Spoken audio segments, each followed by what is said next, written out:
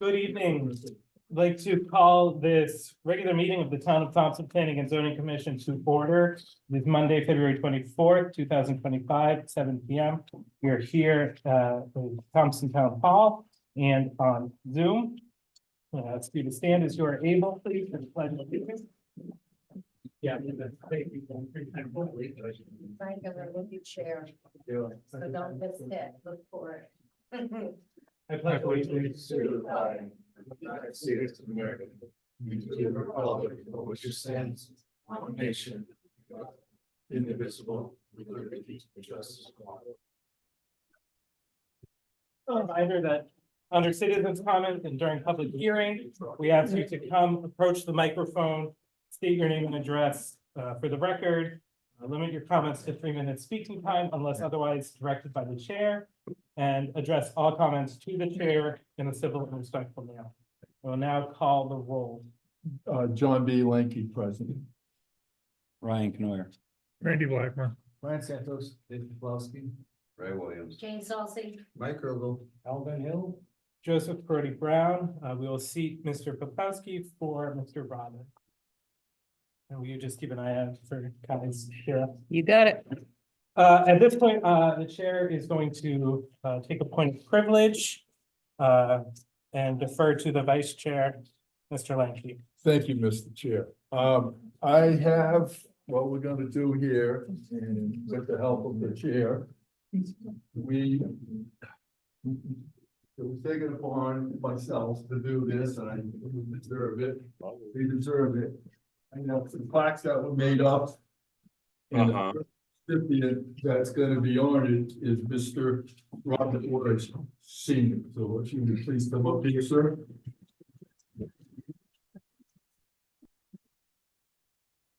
And this plaque, Mr. Woods, is Planning and Zoning Commission on 15 years of the years that I had to look up to make sure. I might be off at 1 year or so, but in recognition of your service and dedication to the Thompson community. Thank you, and I thank you. let's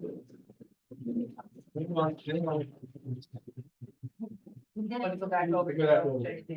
Please. I'm still gonna be on macaroni. And then after, we're gonna have you.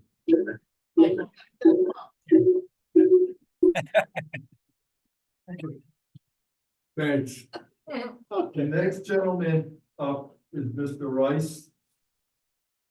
John Rice, and the Town of Thompson Planning and Zoning Commission is honoring you, sir, in recognition of 28 years that you have dedicated to the planning and zoning, and I thank you, sir.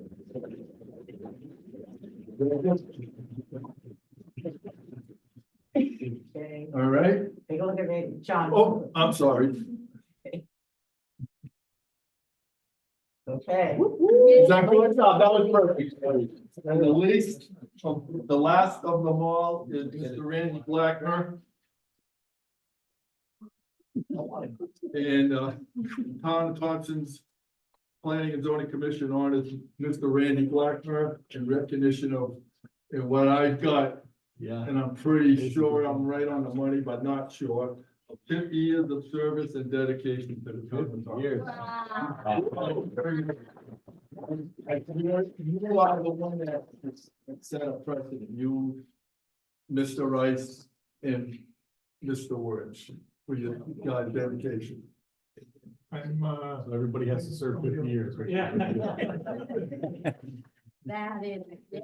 I think that we're gonna put the three of them together over here, please, gentlemen.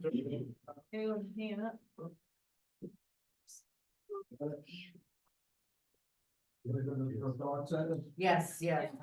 No, Montana accent. I hope we get. Right here. Here's your fact, John. Oh. Come on, Rice, get this stuff together.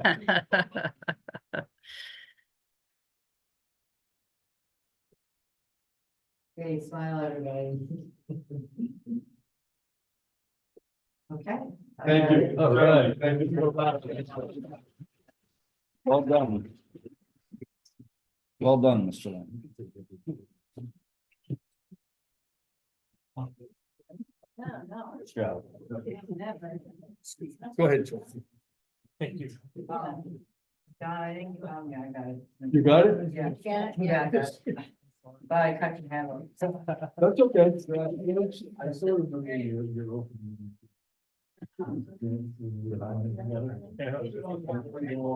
Sorry. It's still there. Thank you, Mr. Lanky, and thank you, of course, to the three of you. I'll refrain from pointing out that some of us at this table haven't been alive for 50 years. Well, wait a minute. Same. I'm a Just little some, bit, just I'm, Just some. he's being a little comical, but Again, thank you, John. you're welcome. I would also, to the commission would, the CEO has requested 2 amendments to the agenda. The first is in item 4. Right, just a typing error, right, that there are no public hearings and possible action, so to amend the agenda to allow for discussion and possible action on application 25-02. So the amendment is just to strike the word none. To strike, Well, you have to add, and then add application 25-02. Gotcha.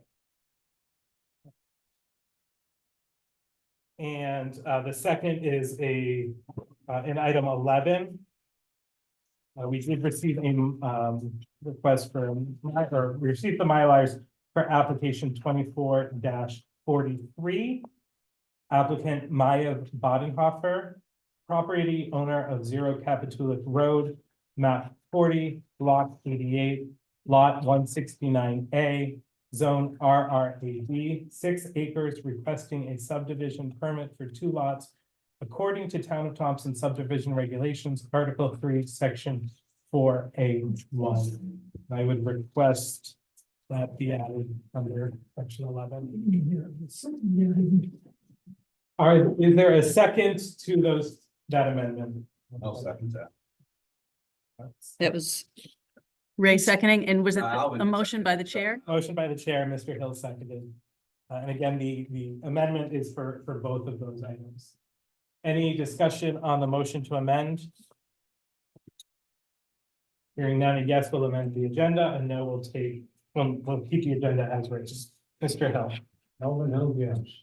Mike Ogle, yes. Jane Salsa, yes. Chair Williams, yes. Dave Paplowski, yes. Brian Santos, yes. Randy Blackmer, yes. Ryan Canoyer, yes. Mr. John B. Linky, yes. Sorry. And Joseph Brody Brown, yes. Thank you. Item 3, public hearing, application 25-02, application of Town of Thompson Planning and Zoning Commission, 815 Riverside Drive, annual update to Town of Thompson zoning regulations for 2024, according to Town of Thompson zoning regulations, Article 3, 275.3.6. Proposed amendments are attached, except for a public hearing. And I'm going to read now the legal notice that was published.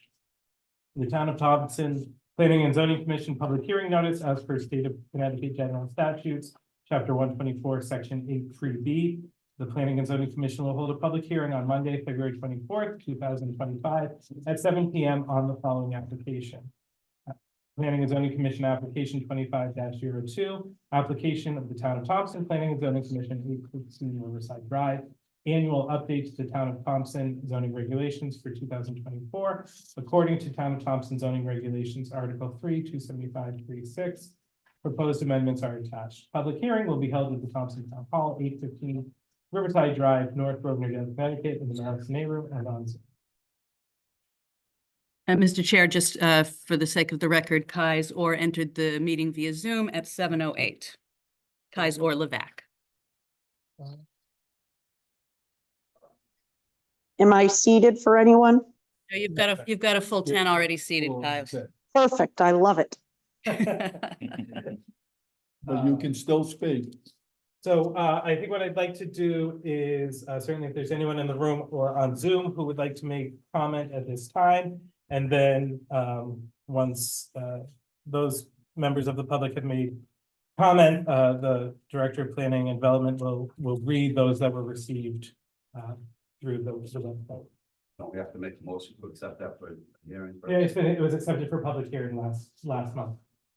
And set for public hearing today. Can you just make sure the mic is on? It looks like you might be on. Okay, let's see. Oh, good catch. Just testing to see if you're now hearing it off the Yeti and not my laptop. Somebody in the Zoom room reply. Much improved. Sally, can you hear me? Is that better? Or if that was Valerie? It was Valerie and I can hear. Oh, hold on, we might not have speakers. Hold on. Backwards, I think I assigned the speaker. All right, let's try it again. Try Somebody that in the again. Zoom room, tell us if you can hear us off the ambient mic. I'm hearing you, Tara, fine. If Mr. Parodi could please speak, he's the one that we usually have trouble hearing. Yeah, thanks, Valerie. I don't get that very often, but And you're Was- much clearer right now. Thank you. wonderful. Thank you. So to clarify, the public hearing is open, and if there's anyone here in the room or on Zoom who would like to make public comment, now is your opportunity to do so. And Valerie has her hand up. Ms. Clark. Yes, Valerie Clark, 105 Alm Road. I don't really want to be the first person or the only person to speak on this. So if there is someone who would like to go ahead of me, please call on them. There's only 2 people in the room, or 3 people in the room, Valerie, so, and nobody else put a hand up, so you may be the only one except for the email comments. Okay. So I'm having difficulty with a portion of this particular revision. And on one hand, I personally am very happy about the lighting components, but that's at a personal level. I personally value darkness, not having lights on at night, but that is a personal value. I personally value dark parks. What I also value is my town. And in order to preserve this town, we need the businesses that are within it. And when I read those proposed regulations, I could not come up with a single business in town that wasn't already in violation of it. And I don't see how those regulations, A, can be enforced, or B, can be put through without costing the existing business owners an enormous amount of money in revisions to their lighting systems. I think you need to strike that aspect, work harder on it and differently on it, involve your business people, and have it come through another time, not this. Thank you. Thank you, Ms. Clark.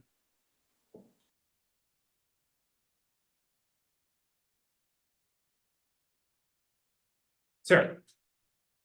So, Scott Mayo, Operations Manager at Thompson. I was asked to come here on behalf of the Honing family to just ask that if we did some kind of lighting revision that we would be grandfathered in because they've been doing this for a long time. Thank you. So what was your address? Thompson Speedway, Operations Manager on behalf of the Honing family.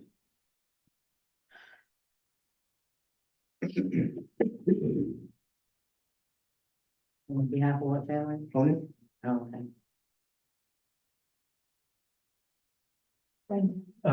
Ms. Penn, would you go ahead with the comments received? I would be happy to. So you should have all received the actual public comments plus some additional contextualizing information from Attorney Roberts. The stuff from Attorney Roberts was not forwarded as public comment, but you've all had a chance to read it. Strictly speaking, neither was what I received from Russ Phipps, but it's pretty concise and I think addresses a question that Mr. Williams asked me specifically, so I will read that. I had emailed to Russ Phipps, the commercial insurance account executive at Girardi Insurance, the following. Good morning, Russ. I wonder if I could run something by you for your thoughts. Our Planning and Zoning Commission goes through an annual review process for its regulations. And on the table for possible inclusion this year is some suggested language in support of protecting dark skies in our semi-rural community.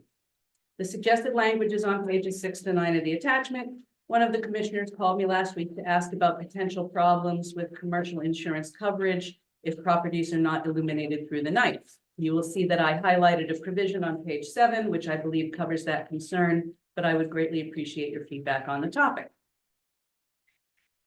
His response to me, which was received on Tuesday, the 21st of January. Hello, Tara, happy to assist anytime. So it looks like you are facing two variables, carrier preferences and type of property. Parking lot lighting requirements can vary from carrier to carrier, so this would be difficult to broadly address. The type of property may also play into the equation. Apartment buildings, retail stores, doctor's office all have different parking lot exposures, so it may be difficult to have one zoning law that would appease all carriers. Maybe different zoning for different types of properties. Generally speaking, I would have to guess that if the parking lot was not being used after hours, then carriers may be okay with the lights being extinguished. I would also think that motion censored lights in the parking lot would be acceptable, but again, may vary from carrier to carrier and what type of property. Regardless of the parking lot lighting, I would suspect that insurance carriers will still require some sort of full-time lighting on or around the building itself. Hope this helps, Russ. The next public comment received was from Rodney Brooks, who has previously sent in comment on the dark skies topics via email on January 23rd.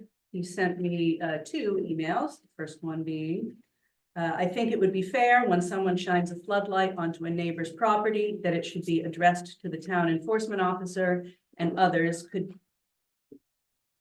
be, I think it's meant to be, could determine whether it's unnecessary to shine floodlights into the neighbor's property. It could be used to harass their neighbors. I feel this is light trespassing and takes away my freedom to enjoy my yard at night. I'm thinking other people feel the same as I do, but not willing to speak up for fear of retaliation from neighbors. I think a case-by-case complaint would be fair.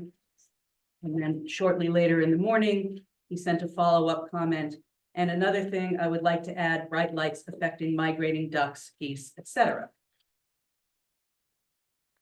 The next public comments received came from Bernie Davis. These were received on the 6th of February and addressed to myself and to the CEO.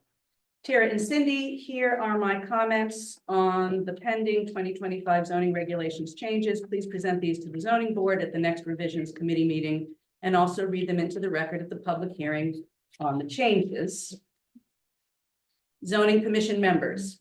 I have reviewed the proposed zoning regulations modifications and would like to comment on the following. 1, 275-6.4 general provisions of all zoning districts. F, more or less intensive activity of a change of use. While I see a sincere attempt was made to establish a fair evaluation of whether a change of use is more or less intensive, I feel there is still room for improvement on the process here. While a change of use might technically be less intensive to the general public, it could easily, in fact, be more intensive to direct abutters.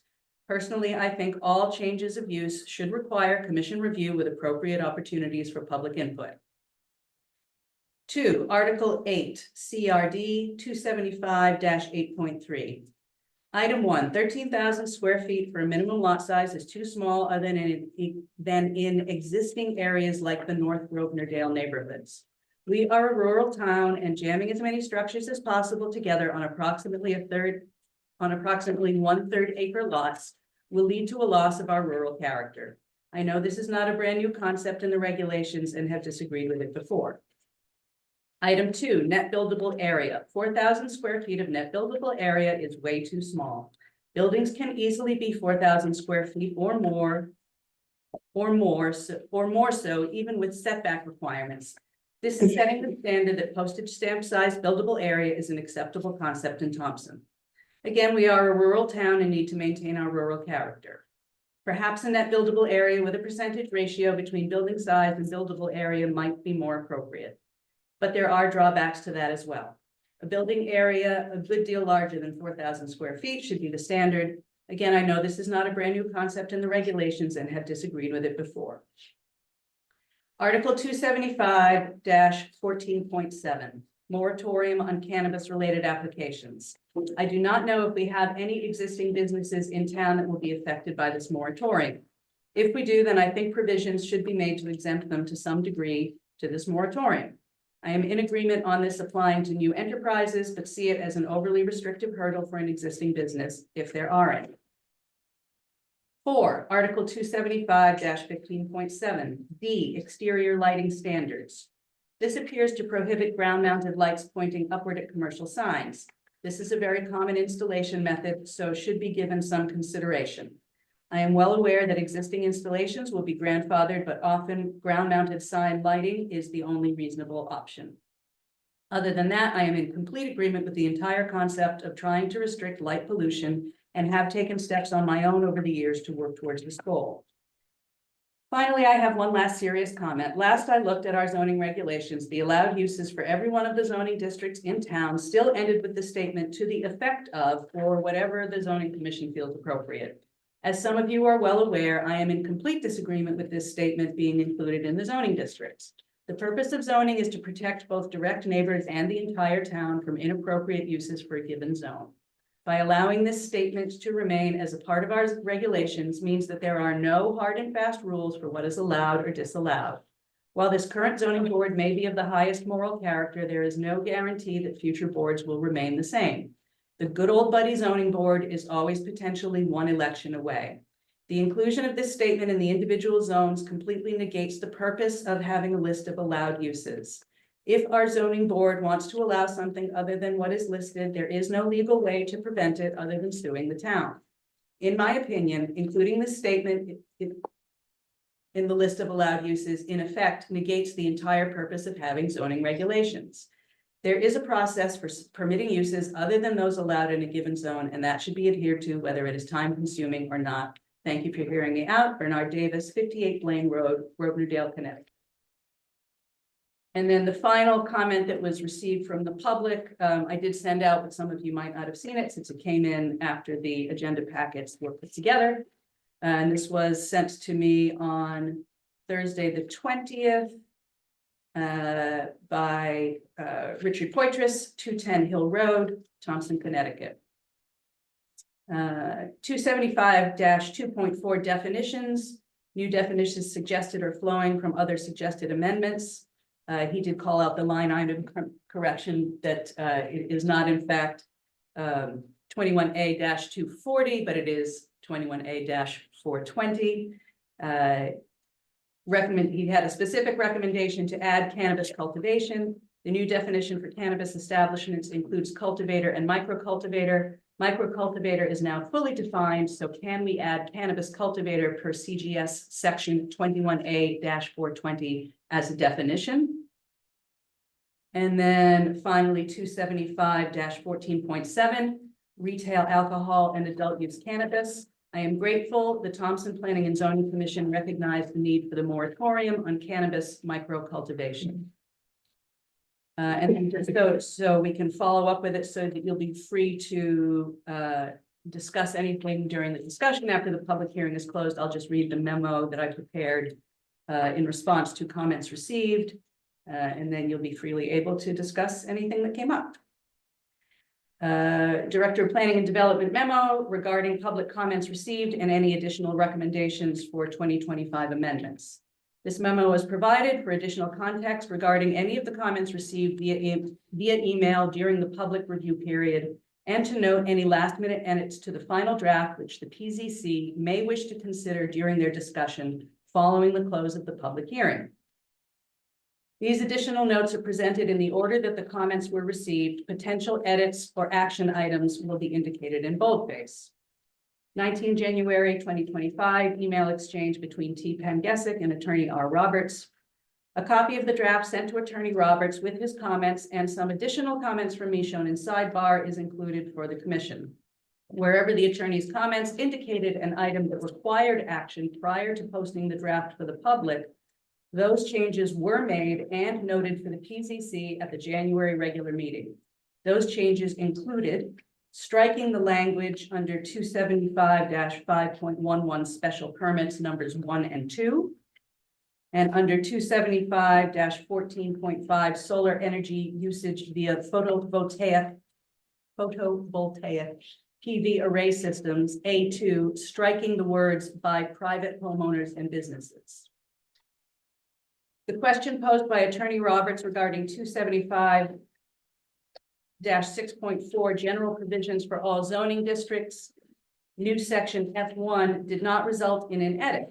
As the follow-up email between Attorney Roberts and myself indicated, we both concluded that the type of permit the ZEO would issue in this case would be a zoning permit simple. The commission may choose to amend the language to read, where the proposed use is less intensive than the existing approved use, the ZEO shall have the discretion to approve the change of use and issue a zoning permit simple for the new use. Similarly, a question was posed by Attorney Roberts regarding 275-14.5 solar energy usage via photovoltaic PV array systems, A3, and the associated table of uses in that section regarding the use of the term residential to describe the smallest solar installations. My response at that time was that since the term was actually residential scale, the reference was to installation size, not the type of structure with which it was associated. Therefore, I did not recommend any edit. A follow-up conversation with the ZEO has led me to change my mind on this item. I recommend that the commission amend the term residential scale in this section wherever it occurs to either small scale or individual scale. This would eliminate any confusion as to whether commercial or mixed-use properties seeking permits for small solar installations would be covered by the language. Finally, Attorney Roberts recommended editing 275-14.7 retail alcohol and adult use cannabis, D, temporary moratorium on cannabis microcultivators, indoor and outdoor, 4A and 6 to show the actual effective date. Based on the likely publication date following the February regular meeting and the mandatory appeal period, I recommend that the commission amend those items to include the effective date of 20 March 2025. 21st January 2025, follow-up email thread between T. Penn Gesick and Attorney R. Roberts. The only item addressed in that email, which was not previously addressed in the email of 19 January, was the provision in 275-15.7, lighting standards for development, non-residential, non-agricultural, D1J. Commissioner Williams had called me at the office to ask about potential implications for commercial insurance policies, as he had a conversation with the carrier for the Rod and Gun Club, which suggested that following the proposed regulation for commercial properties to extinguish their lights overnight might be problematic.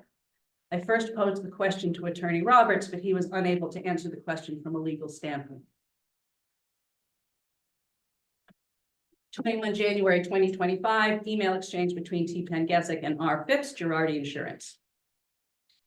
To further pursue the concern raised by R. Williams, I forwarded the question to Russ Phipps, Commercial Insurance Account Executive with Girardi Insurance. He did provide more context, but that information was not conclusive, and the policy requirements may be variable depending on the carrier. Based on that, I recommend that the commission discuss and vote on the inclusion or removal of 275-15.7 D1J in the proposed updates. 23rd January 2025, email comments from resident R. Brooks, 2 messages on that date, no additional comments regarding these comments received.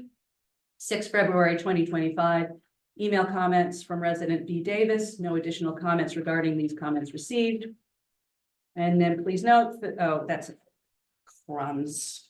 I'm sorry, this is the older version of the memo, which I didn't print out the new one. Essentially based on the comment from Mr. Poitras that was received after your packets were put together and sent out.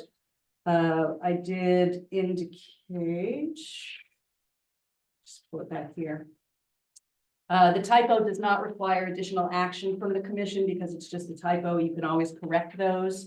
So I will do that, making 240 into 420.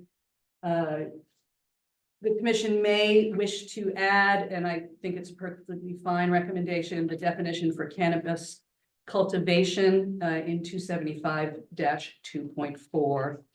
And that was all of the new content. Want to repeat what you just said, please? In the follow-up memo that I sent on Thursday, in response to Mr. Poitras's comments, I did indicate that it was probably recommended to add the definition for cannabis cultivator, which, give me 1 second, and I. To add two definitions, right? Yes, but I've got to give you the exact language for you to be able to consider it. So let me just give me a second to pull up the actual memo I wrote, since this is an older one. I There's only the micro here. Well, micro's already in there. Let's see.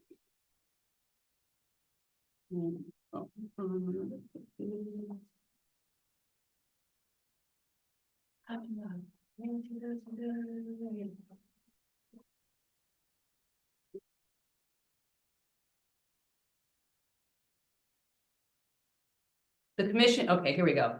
The commission may choose to include the definition of cultivator as follows. Cultivator, a person that is licensed to engage in the cultivation, growing and propagation of the cannabis plant at an establishment with not less than 15,000 square feet of grow space as defined in CGS section, oh, look at that, it's the same typo there. CGS section 21A-420 and as may be amended. So now you are free to discuss those once the public hearing is closed. Thank you, Ms. Penn.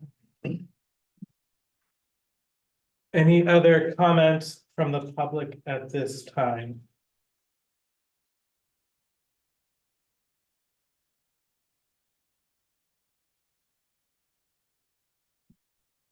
Hearing and seeing none. Oh, I'm sorry. I'm sorry, yeah, this is Rick Poitras from 210 Hill Road. Mr. Poitras, go ahead. Yeah, hi.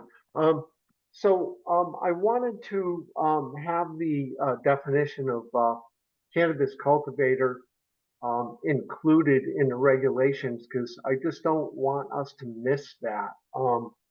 The cannabis cultivator versus micro cultivator is really a big difference. Both of them are really big business. I don't know if people realize it's not like a mom and pop thing.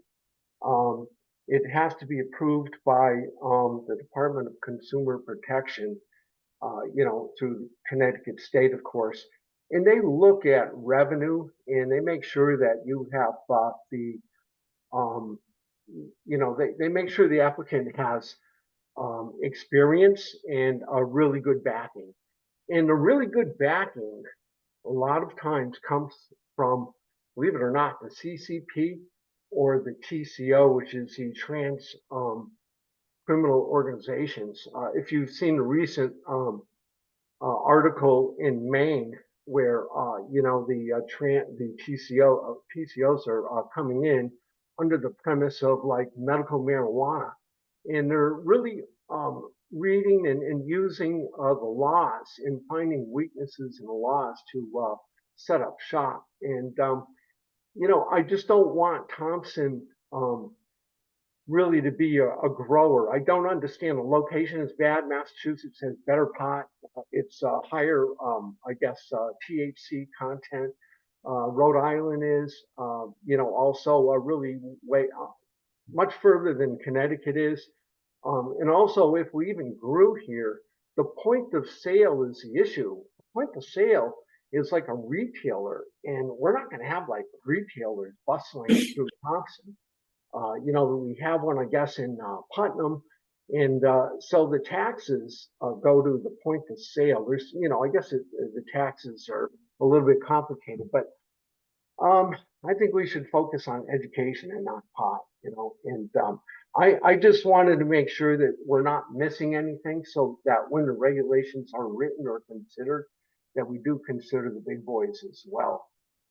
So I guess that's where I'm coming from. All right, thank you. Thank you very much, Mr. Poitras. Yes.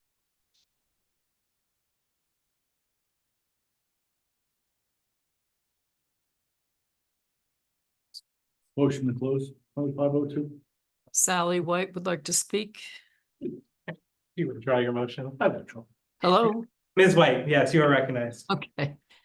308 East Thompson Road. In regards to the lighting regulations, for the most part, I believe that people should be able to do within reason what they would like on their private property. With consideration given to, I think, in terms of the lights on poles, that consideration should be given to neighbors as to the intensity of the light. It seems like that has changed recently, and also their direction and how far they are cast, that they should not be cast beyond the boundaries of the property in which they are situated. That would make all of the common sense and make all of the consideration of intrusion, both for neighbors and the enjoyment of their property, and also help with creatures. But obviously, if the lights extend beyond the boundaries of the property that they are on, along with being intense, then that is simply unacceptable. So I hope that you will consider that. Thank you. Thank you, Ms. White.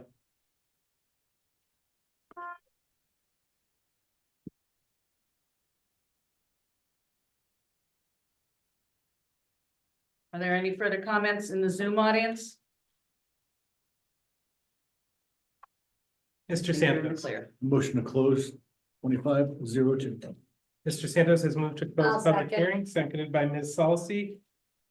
Any discussion on the motion to close public hearing for application 25-02? Mr. Williams? Yes, we have stuff in this, in part of, in these regulations that we voted to not have in here, and they're still in here, then it's, not right. So Ray, I texted you back on that. Yeah, Everybody you're not knows- the commission, this is the commission, I wanna talk about it with the commission, because the commission said the main thing was temporary lighting, holiday lighting, saying the January 31st. Who are we to tell people this is not a homeowners association? We're not supposed to, there's no reason, if my neighbor wants a 30-foot bridge all summer long, he should be able to have it. This is wrong. You know, you can't put out a Easter Bunny, you can't put out lights this is just wrong. It's you know, it's a dictatorship telling the people that they have to do this. At that last meeting that we had, the only thing that we were gonna put in from the dark skies was the businesses, and you even asked in the minutes, if you listen to it, you asked if. So that's the only thing we're putting in is the businesses, and we said yes, and this here is still in here, and that's wrong. May I respond, Mr. Just Chairman? point of order, we're. Yeah, yeah. Motion. Yeah, so the discussion should be on the motion to close. So I think you are opposed to closing the hearing. Yes, I am opposed to closing it then. Is there further discussion on the motion to close? I have a question. Mr. Krogel? The motion was made to close the public hearing, Yes, Yeah, Yeah, we just not the discussed. commissioners. yes. correct. The next item would be to So we discuss. would still be discussing this. after Okay. the close of Okay. the public hearing. Vote on Right, there's that, still- and then there's we still- can That's discuss. the point of order. Discussion and Yeah. public action, or I'm sorry, possible action from the commission. Any further discussion on the motion? Hearing none, a yes will close public hearing, a no will keep it open. Mr. Lanky?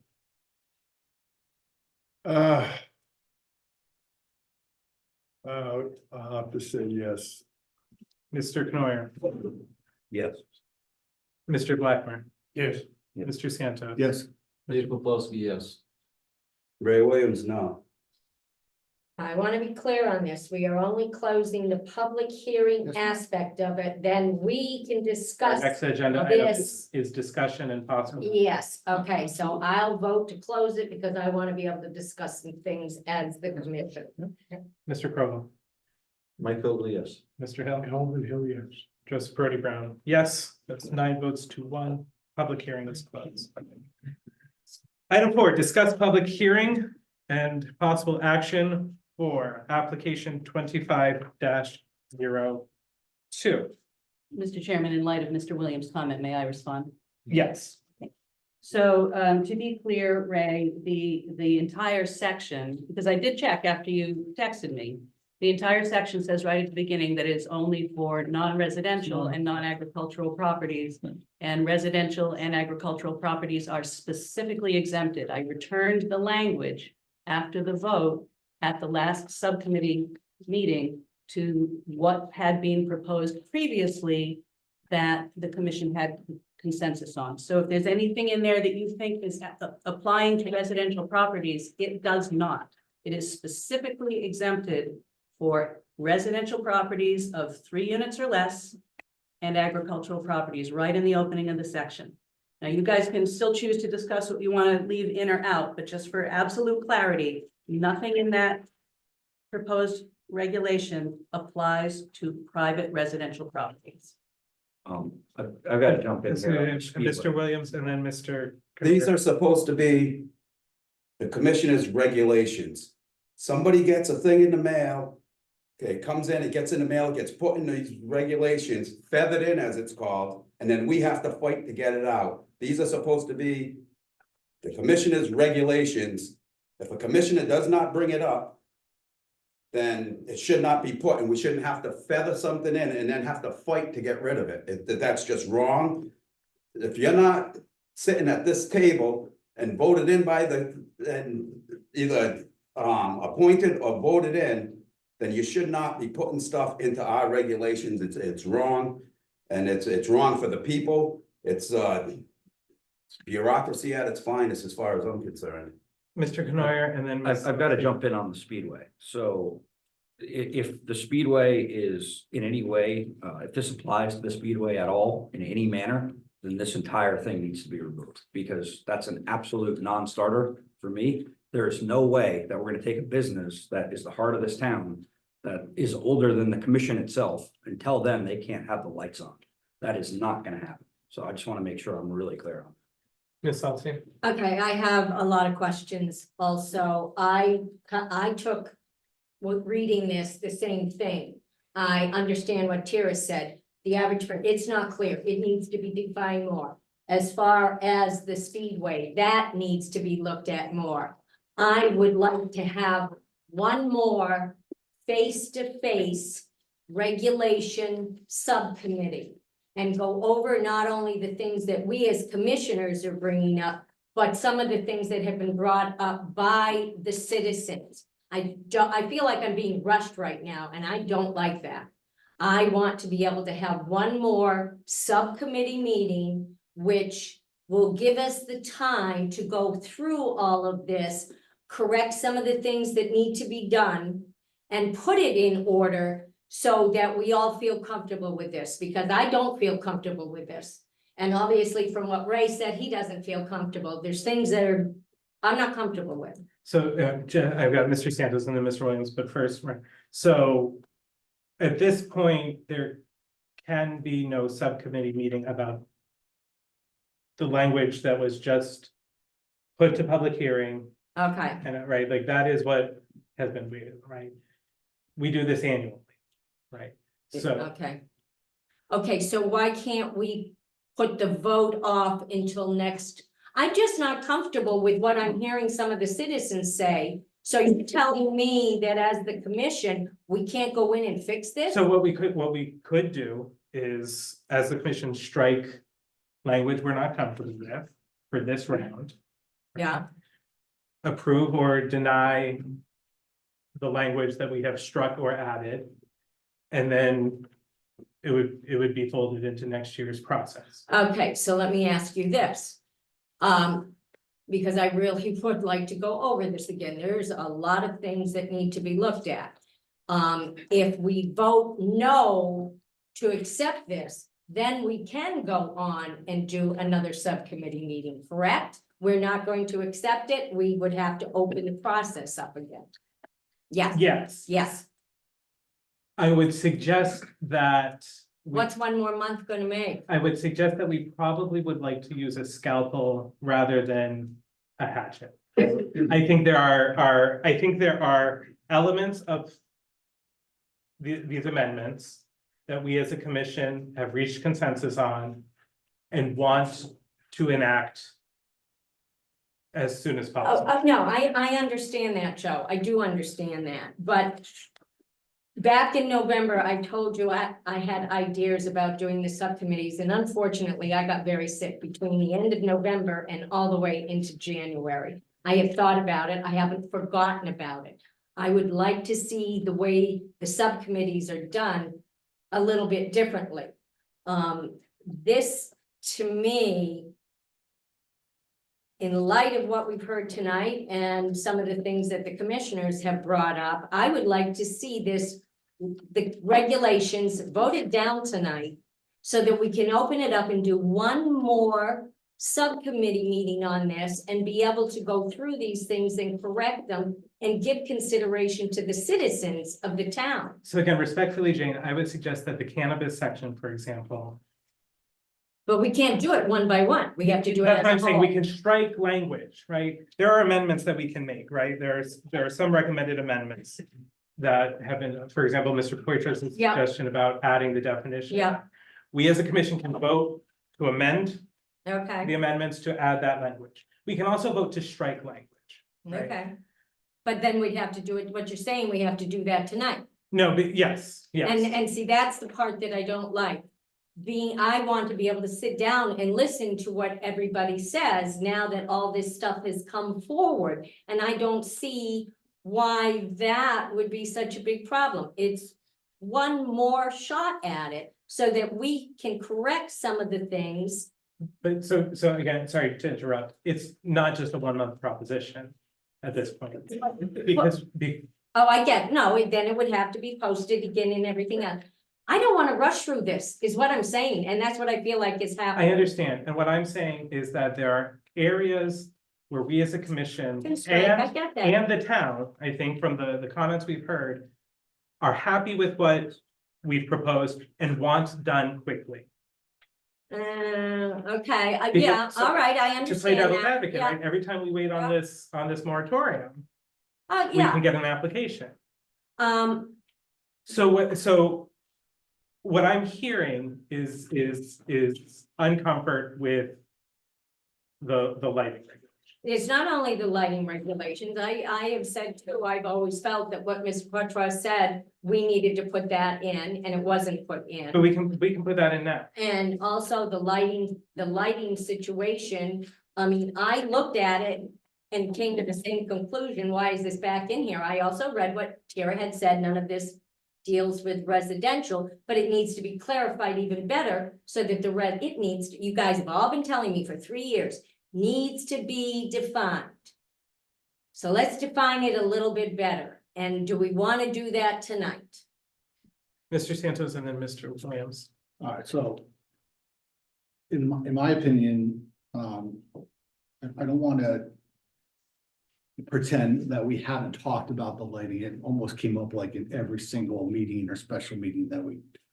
Had. I know we tabled it a bunch of times, but I don't want to pretend that it was just. Not talked about.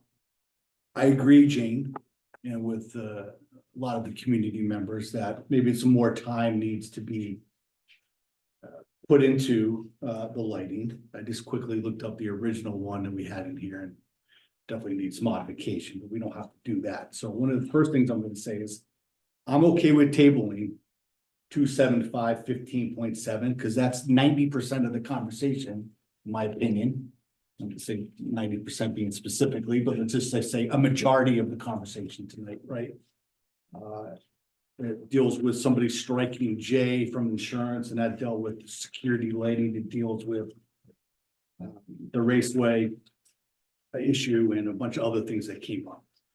I think we can add in the cannabis cultivator definition that Tira read off and that Rick was concerned about. I think that's the majority of the issues, right? If we table 275-15.7. So I'm. So I'm just, and it's Cindy, I'm gonna look to you for this, right? we can't, You can't separate them. I don't think we can separate them without striking that section. Mr. Chairman. Ms. Penn. There is a potential solution that I think may offer a good compromise. Because this has been entered in as your document that you're considering, and we also have specific recommended changes. I can read it off in sections, and you can vote to adopt or reject sections at a time. Right, so anything that would be voted to adopt in this meeting, as I read them out, would be Okay, amended into I'm your. not done. Can I continue on, Joe? Yeah, please. I'm okay Sorry to with interrupt. striking it because I feel like that's gonna be problematic tonight. Okay. I think we strike the entire thing. I also just want to go on the record with some of the drama that's shown here with just telling Tyria that you're adding things or maybe manipulating the situation. I think that's unwarranted. Okay, I don't think Tyria's trying to manipulate the situation here with words. Accidents happen, things. I don't like the drama, okay? And I don't think it's warranted in this meeting at all. So I'm moving to strike 15.7 completely. And we can talk about it at another point. And I think that it'll appease the public for this moment. So there is a motion on the table, point of order, there is a motion on the table to strike. We can't do You that. can't do We that. can't do it. You have to vote. As a section whole. By section, like Tara just said. You have to vote section by section, yes, no, yes.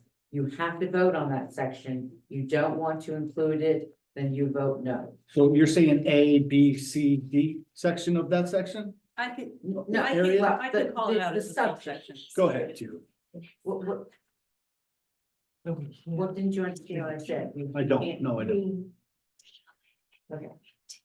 You made a mistake at the last one, that's why you had such a big deal on the shooting range. If you just voted no on that, you wouldn't have a big deal. That's what you need to vote, no on that particular issue. No, you don't want it. That whole section. That whole section. That I whole- want it. So you're gonna bring, they're I gonna don't bring know up what this I'm by missing. 15.7. And Yeah. we just strike, we say no. Yeah, just strike out. 15.7. If that's. I think his motion is perfectly fine. No, it's not. No. No, he's Can saying, you explain to me? you're the- not saying you have to reject.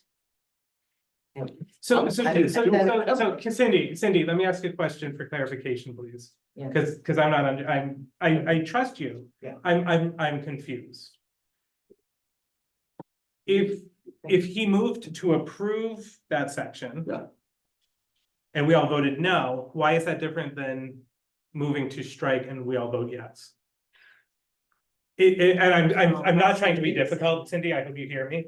I see what she's saying. I get what she's saying also. By saying that, I That's help just- clarify it. It's just an up or down vote on each section. Yeah. It's not moving to strike. Yeah. It's I'm reading the section Vote yes. and you vote yes or no per section. So it's just up and down. Okay. I actually think you Fine. probably could do it that way, but since we're also talking about Seems a doing little the bit other more sections. expedited, but we can take the. That's time. okay. I understand what Cindy's saying now. and We can do it that way. Yes, that's fine. And if it makes any more comfortable, I think you should do it that way. Can we start then with the definitions, 275, 2.4? Yeah, okay, 275 2.4 definitions, new definitions suggested or flowing from other suggested amendments. As presented, you would be adding a definition for an acre. 1 acre has an area of 43,560 square feet. Definition for cannabis, marijuana as defined in CGS section 21A-420 and as may be amended. The definition for cannabis cultivator. I'll read again from this, a person that is licensed to engage in the cultivation, growing and propagation of the cannabis plant at an establishment with not less than 15,000 square feet of grow space as defined in CGS section 21A-420 and as. No, may be- I'm sorry, go ahead, sorry, Amended. my fault. That's okay. Cannabis establishment, a producer, dispensary facility, cultivator, micro cultivator, retailer, hybrid retailer, food and beverage manufacturer, product packager, delivery service or transporter as defined in CGS 21A-420 and as may be amended. Cannabis micro cultivator, a person licensed to engage in the cultivation, growing and propagation of the cannabis plant at an establishment containing not less than 2,000 square feet and not more than 10,000 square feet of gross space prior to any expansion authorized by the commissioner as defined in CGS 21A-420 and as may be amended. And finally, in the definitions suggested for addition, joint tenant sign, a sign which displays the various tenants of a business complex, office park, shopping center, or similar shared parcel. And I think zoning permit simple is as well. Oh, yes, you are correct. I'm sorry. Zoning permit simple, a written approval from the ZEO indicating a proposed building, structure, or use is in compliance with these regulations. Uses requiring this level of review are indicated in the tabled uses for each zoning district.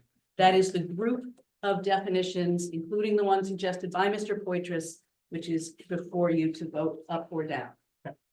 So the vote to approve 275, section 2.4 amendments includes the definitions for acre, cannabis, cannabis cultivator, cannabis establishment, cannabis microcultivator, joint tenant sign, and zoning permit simple as read into the record.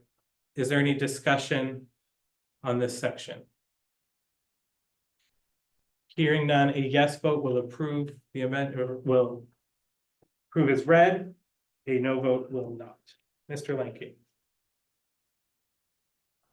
John B. Linky, yes. Ryan Canor, yes. Randy Blackmore, yes. Brian Santos, yes. Dave Plowski, yes. Ray Williams, yes. Jane Salsa, yes. Mike Kogo, yes. Alvin Hill, yes. Joseph Purdy Brown, yes. That was unanimous. That was the last of you? Yeah. Yep. That was unanimous. Yes. I love unanimity. And we're at 275-511. No, we're at 275 Oh, 3.8, sorry, that- Yeah. I'm actually- Indentation threw me off. Zoning Board of Appeals. The zoning board of appeals shall have all the powers and duties delegated to it by CGS subsection 8, subsections 8.5 to 8.10, including hearing appeals regarding the enforcement of these regulations, the review and approval of requests for variances, and here's your edit for this amendment, certificates of approval for the location of any motor vehicle dealership, new and used, auto repair, and sale of gasoline products pursuant to CGS subsections 14-54 and 14-321. Is there any discussion on section 3.8? Hearing none, a yes vote will approve as read, a no vote will not approve the amendment. Mr. Hill. Alvin Hill, yes. Mike Kogo, yes. Jane Salsa, yes. Ray Williams, yes. Dave Plowski, yes. Brian Santos, yes. Randy Blackmore, yes. Ryan Canor, yes. John B. Linky, yes. Joseph Purdy Brown, yes. Another unanimous approval. Love it. 511. So 275-511 special permits was already struck based on the recommendation of the attorney. So there is actually nothing there. I'm pulling up the online document and some of the chapter numbers you can see here. So just bear with me. Thank you. I'm sorry. Thank you for clarifying. I'm sorry. No, that's all right. Yep. Okay, so this is in Article 6, zoning districts generally. 275, 6.4, general provisions for all zoning districts. A, there are edits to accessory dwelling units, interior lots, shared driveways, and new language suggested under what would be letter F, changes of use for all districts. Under A, accessory dwelling units. It's a very small edit. Number 4, an ADU is subject to all applicable Northeast District Department of Health NDDH standards for private wells and septic where public water and sewerage facilities are not available. An ADU may share a septic system, here is your edit, with NDDH approval, end of edit, and electrical service with the primary dwelling, or it may have separate septic and electrical service. B, interior lots, you have an edit in number 6. In districts which are intended for primarily residential uses, CRD, LD, RRAD, TCVD, here is your edit, and where the size of the interior lot is less than 130,000 square feet, Only uses allowed under the zoning permit simple level of review on the table of uses for the given district shall be permitted for interior lots. No such limitations apply to proposed commercial or mixed-use interior lots in the BDD, BMRD, and/or TCDD. You have edits under letter C, shared driveways. The current language is replaced with the following statement. Wherever feasible, shared driveways are strongly preferred for developments on undivided lots to reduce impervious surface and excessive curb cuts. And then you have novel language presented as letter F, change of use, all districts. For applications proposing a change of use for an existing property or structure, the following standards for levels of review shall apply. 1, where the proposed use is less intensive than the existing approved use, the ZEO shall have the discretion to approve the change of use, and issue a zoning permit simple for the change of use. And that incorporates the attorney's comments as well. 2, where the proposed use is more intensive than the existing approved use, the level of review for the more intensive use shall apply as described in the tables of uses for the given district. 3, a use shall be determined by the ZEO to be less or more intensive based on the table of uses for the underlying district. Example, if the existing approved use is a special permit activity according to the table of uses, but the change of use would require either a zoning permit simple or a site plan review by the commission, then it is less intensive and the ZEO may exercise discretion to approve the change. If the existing proposed use is a zoning permit simple activity, but the change of use would require either a site plan review by the commission or a special permit, then it is more intensive and the higher level of review shall be required. 4, if the ZEO cannot determine whether the proposed use is less or more intensive than the existing approved use based on the table of uses for the given district, then the ZEO shall consult with the commission to determine the appropriate level of review. And then 5, the provisions for approval of a change of use where the current use is existing non-conforming are articulated in 275-3.7A, 4, and 5. So that is an up or down vote on the changes to 275-6.4. Discussion on the approval, Mr. Brogan. On shared driveways, what is the current definition? The current language reads. Oops. All developments consisting of 2 or more buildings or attached units, for example, townhouses or professional office buildings, shall utilize shared driveways to provide access to their developments in order to limit curb cuts. Did we also put in the limit to the shared driveways? That's on. That's That's something on else. that's on the different side. Okay, I'm just getting clarified on that because I don't, Yeah, the limits on shared driveways that you're referring to are related to subdivision. Yeah, And yes, this is related to undivided lots. undivided lots, okay. Thank you. Thank you, Mr. I think it was Associate. Ray during one of the meetings that had an issue with the shared driveways being strongly preferred. I remember that from Yeah. the subcommittees. I definitely remember that because I listened to all these recordings and tortured myself. The other thing that I would say on that is maybe we should define excessive curb cuts because we had the whole sidewalk for Main Street replaced and where did those sidewalks go?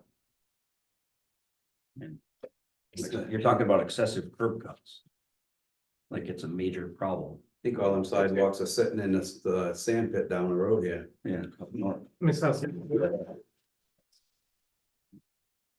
My point being, it's not really needed, is what I'm saying. So I agree with you. Okay, I have a question here. Yes, Are we gonna read this whole thing? we're going to be thorough. Okay, again, I go back to the fact, Ms. Hussey, the discussion at this point is on. the We're gonna be section here that all was night. just read. We're going to be thorough. Read the People bold. of the town of Read Thompson. 10%. Yeah, if that's all you're doing is the bold, then I can limit it to just the stuff in boldface. That's fine. because everything else I think we agreed on, but some of these things. Okay, Well, at least in theory, everything that's in front of you is stuff that you agreed on in subcommittee to advance. The bold are the changes, Yeah. right, which were advanced out of the subcommittee. it just, I will have those changes to regulations for you the next month. Subcommittees, because we'll make it a whole lot easier. Further discussion on this section. Mr. Williams. That strongly suggest on the driveways, there was a whole nother sentence that we cut off of that. Mhm. And that was never put in, and I'm not doing this for drama. It was not put in by a commissioner. And that's another thing that was added to our regulations that was not done by a commissioner, and we have to argue to get it out. And it's not right to have stuff added into our regulations if you're not a commissioner. Again, Mr. Williams, all of these amendments have been discussed by the commission. But Mr. Santos. It's fine. Make a suggestion. I think that Tara makes suggestions all the time. We Strongly- would approve the it. Make a strong- suggestion. the strongly suggest, I know I don't strongly suggest it, I don't know how many other people do, we never voted on that, that was added in, and then it was never voted on to put that stuff into our regulations. For clarity, Mr. Chairman, the current language under letter C was part of the 2020 update. When Mr. Williams, Ms. Salsi were not members of this commission, it was reviewed and voted on by the members of the commission at that time. I don't vote, No, I that just was make changed. suggestions. That strongly suggested was not in there, you just read what was up there before. Yeah, so Yes, it's right because- now- because right now right it's now shall, it's not right now it's suggested. it's It's required. mandatory. Yeah. So this is a required. less Yeah. intensive. Yeah, this is less. And it was made less intensive based in part on input by yourself, by Mr. Krogel, who did not like that it was mandatory. So that is why it is now less Yeah. restrictive and has a lower threshold of requirement. Maybe we could. It take is out strong. reversing. Take out the word strong. They got the right? word That's what I was strong, thinking. Fine. It's not, no one strongly. Mr. Santos. It's not, doesn't even make sense. A motion to remove the word strong. Is there a second? Second it. All those in favor say aye. Aye. Opposed? Okay, Any further discussion on this section? Hearing none, a yes vote will approve with the striking of the word strongly these amendments. Mr. Hill, Talbot Hill, yes. Mike Curley was. Ms. Halsey, Yeah, we're just doing what we just read, yes. With the word being strong, Yes. taken out. More verbs. Mr. Paplowski, Yes. Mr. Santos. Yes, sir. Randy Blackmer, yes. Ryan Canor, yes. John B. Lanky, yes. Joseph Purdy Brown, yes. So now we're in 8.3. so the changes are under Article 8, CRD 275-8.3. Under A, dimensional requirements, the minimum lot size shall be 13,000 square feet. Number 1, and number 2, the net buildable area per residential unit shall be 4,000 square feet. What page are we on, please? Page 2. I went too fast. That would be a different section, correct? Yeah, let's see. That, yeah, that's a different section. Okay. Mr. Chairman? Ms. Halsey, Okay, so, I mean, we did go back and forth on this with the 13,000 square feet, 13,500, 4,500 square feet. After hearing what some of the citizens have said, I'm thinking maybe we need to put the net buildable area should go back up to 4,500 square feet at least.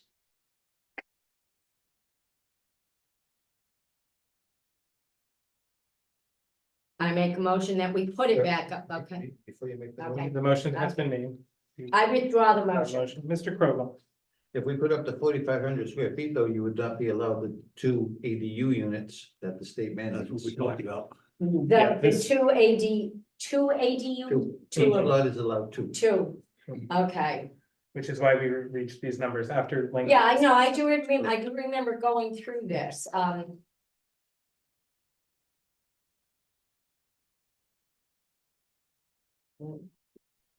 Okay, I'll withdraw my motion. That's. Okay. Okay, any further discussion on that section? Hearing none, a yes approves the section is read. Mr. Lindsay. John B. Linky, yes. Ryan Canori, yes. Randy Blackburn. Brian Santos, yes. Dave Buster, yes. Ray Williams, yes. Jane Salsa, yes. Mike Vogel, yes. Alvin Hill, yes. Joseph Birdie Brown, yes. So the next two changes are in Article 10 and Article 10 and Article 11. It's just aligning the language in the tables of uses so that it reads meeting/function halls and conference centers. They currently have two different kinds of wording, very simple. This is. Any opposition to that change? Hearing none, I consider it unanimously approved. 14.2. Yep.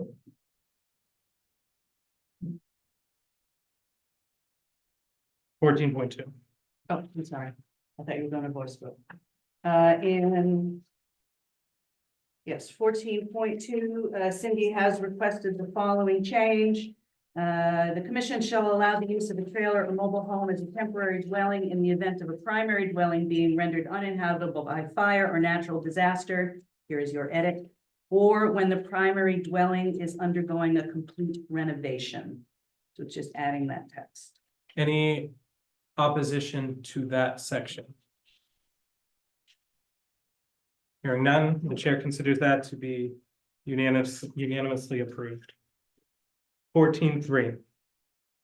Earth, sand, and gravel extraction and removal, district table of uses to be made consistent. All of the text, where there's slight variations in the RRAD, BBD, and TCDD, should be amended to read earth, sand, and gravel extraction and removal. Again, a very simple language change.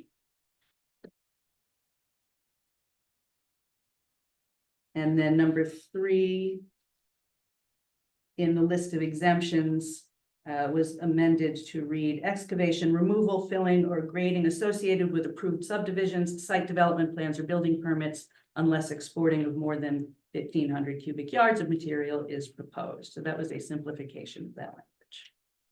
And then the renewals in that section. Oh, that's, sorry. My contacts start to bother me by this time of night. I don't see all my own handwriting. So under renewals, and this was something that was discussed in a later version of the subcommittee meetings. In the 12-month renewal, adding as a requirement, if the licensed surveyor finds that the activity of the prior 12-month period has not been done in conformance with the approved plan, then the applicant shall be required to provide an as-built plan showing the new scope of the activity, as well as any reconciliation of additional fees owed. So that's everything that's under consent. Okay, so with those several changes in section 14.3, is there any opposition? Hearing no opposition, in the opinion of the chair, that section is unanimously approved. Okay, moving on to section 275, 14.5, solar energy usage via photovoltaic PV array systems. Previously, you had approved an edit under A intent. The intent of these regulations is to promote the safe, productive placement and installation of current solar energy technologies. That wording is your edit. Under 1, you had shortened the provision to read to encourage the use of sunlight's renewable energy resources. Under number 2, in accordance with the recommendation by the attorney, striking from the end of that sentence, the words by private homeowners and businesses, so it will just read reduce barriers to the installation of renewable energy systems as an accessory use. And then, again, based on input from the attorney, number 3 currently reads, and the tables of uses also refer to this language, establish clear standards for the installation of small residential scale ground mounted systems. Based on input both from the attorney and from the ZEO, I am recommending that you amend small residential scale ground mounted systems to either read, as you prefer, small scale or individual scale, so that it would also capture any small scale installations that would be associated with commercial properties. That was a point of confusion that Cindy mentioned. I prefer small scale to match medium scale and large scale.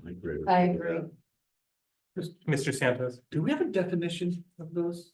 The small? They're in the Yeah. section. They're in there. They're in the section. It's based on wattage, actually, because it's with large scale is. Yeah, certain watt, yeah, okay, Right. all right, you answered the question. Yeah, I'm good with small.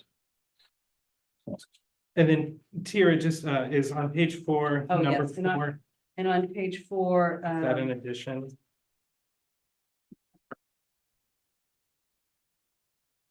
I think that's just rendering it complete. Okay, Let's see. So also under the solar, under the table of permitted uses, changing the heading of the 4th column to read site plan with review by commission, because that is the name of that level of review. And then you did have additional edits under letter E, large scale installation, special considerations. Under 1 purpose, the purpose of this subsection is to allow, is an edited word, the development of solar energy systems while preserving core forest, prime farmlands, and other open space. So just very minor language adjustments. okay, so for section 14.5, the amendments as read, including the striking of the word residential from A3.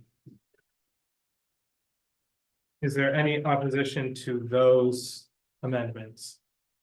Just to be clear on the last amendment that we talked about for the agricultural, does that prohibit on agricultural land, or what was the exact language on that? So there's a whole subsection there which has special considerations for large scale installations proposed in areas that include prime farmland, core forest, or designated open space. And it's essentially, you can't develop more than 50% of a site. Is 50, where does the 50% come from? Well, I could read you the whole section, but those are not the elements that are under consideration. Give me a second and I I guess, can do it. I don't know if we have to read the whole thing, but I was just suggesting that maybe we change the 50% number, maybe make it. Well, that's not More something that you protective of- discussed in Yeah. subcommittee, so I would not recommend doing it at this time. Mm-hmm. There were some suggestions around solar that Rainey had made in concerning scenic roads, which you guys voted to put off for consideration in the next round. If you want to make any changes to that section that haven't been previously discussed, I would suggest putting it off till the next round.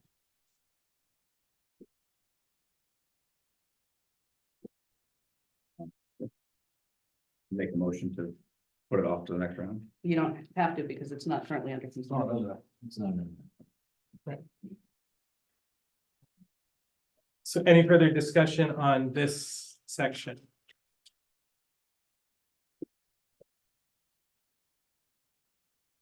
Is there any opposition to sections 14.5 as read? Hearing none, in the opinion of the chair, it is unanimously approved. The next section is 275-14.7 retail alcohol and adult use cannabis.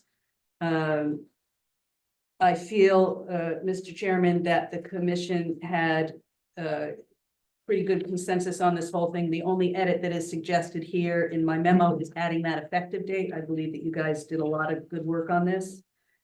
So my only suggestion here at this time, other than adopting it as presented to you, is to make the edits under 4A and 6 for an effective date of March 20th, 2025. Yeah, I would make the inclusion of March 20th, 2025. In sections 4 and 6 as described. Is there a second to the motion? A second. Discussion on that motion or on something else? Discussion about the cultivator definition. Okay, so, all those in favor of inserting the March 20th date, say aye. Aye. Opposed?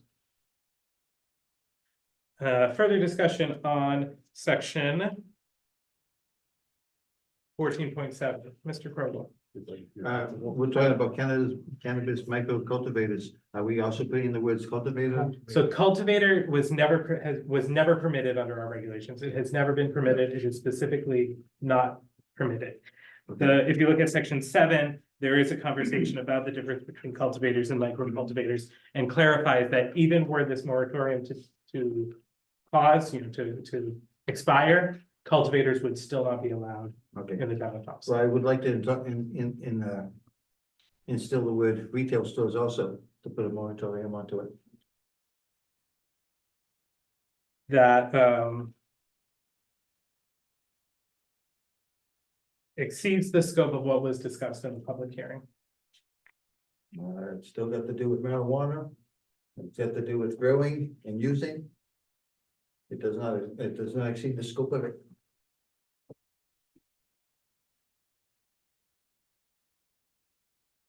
You're talking about a dispensary. A dispensary. Yeah, Right, you it's can't- got, We can't. you had me actually- confused. In the opinion of the chair. At the last subcommittee, I was there and I was told I could not discuss it for whatever reason. And I said, I'll bring it up at the meeting, which I did not make. Okay, So I did So bring it up. as it was not part of the public hearing, it is the opinion of the chair that it cannot be included at this time. we can't insert it. It is my opinion that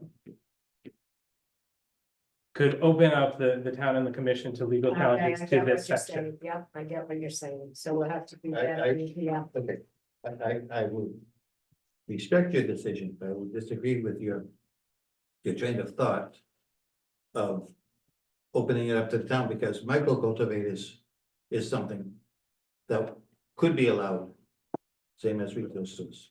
Right, but micro cultivators were part of the proposed amendments that were shared with the town. As part of, I will accept your reasoning. I appreciate the point though, right? Further discussion on this section. We'll call for a roll call vote on this one. So a yes on 14.7 will approve the language as provided, including the March 20th, 2025 effective date. Mr. Lemke. That would be the beginning of March 1st. On March 20th, on March 20th, it would take effect. Right, because the publication date in the shopper's guide, which is the publication of legal notice, will be for next week's edition. And Yep. then you count 15 days for the appeal. So period. that'll put us That's right in. effective. Okay, all right, thank you. John B. Lincoln, yes. Ryan Canoyer, yes, because the Connecticut regs are not clear. Randy Blackmore, yes. Frank Santos, yes. Dave Topolsky, yes. Ray Williams, yes. Jane Salsa, yes. Mike Ogle, yes. Alvin Hill, yes. Joseph Brody Brown, yes. 15.5. 55 parking standards, a couple of very small language edits.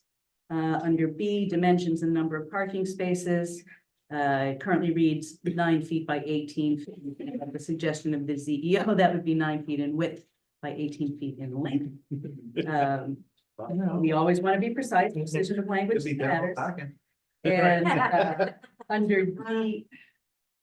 under D8, Entrances and exits for residential driveways are governed by, and the edit is the reference to the Town of Thompson Code of Ordinances, Chapter 223, roads, driveways, and sidewalks.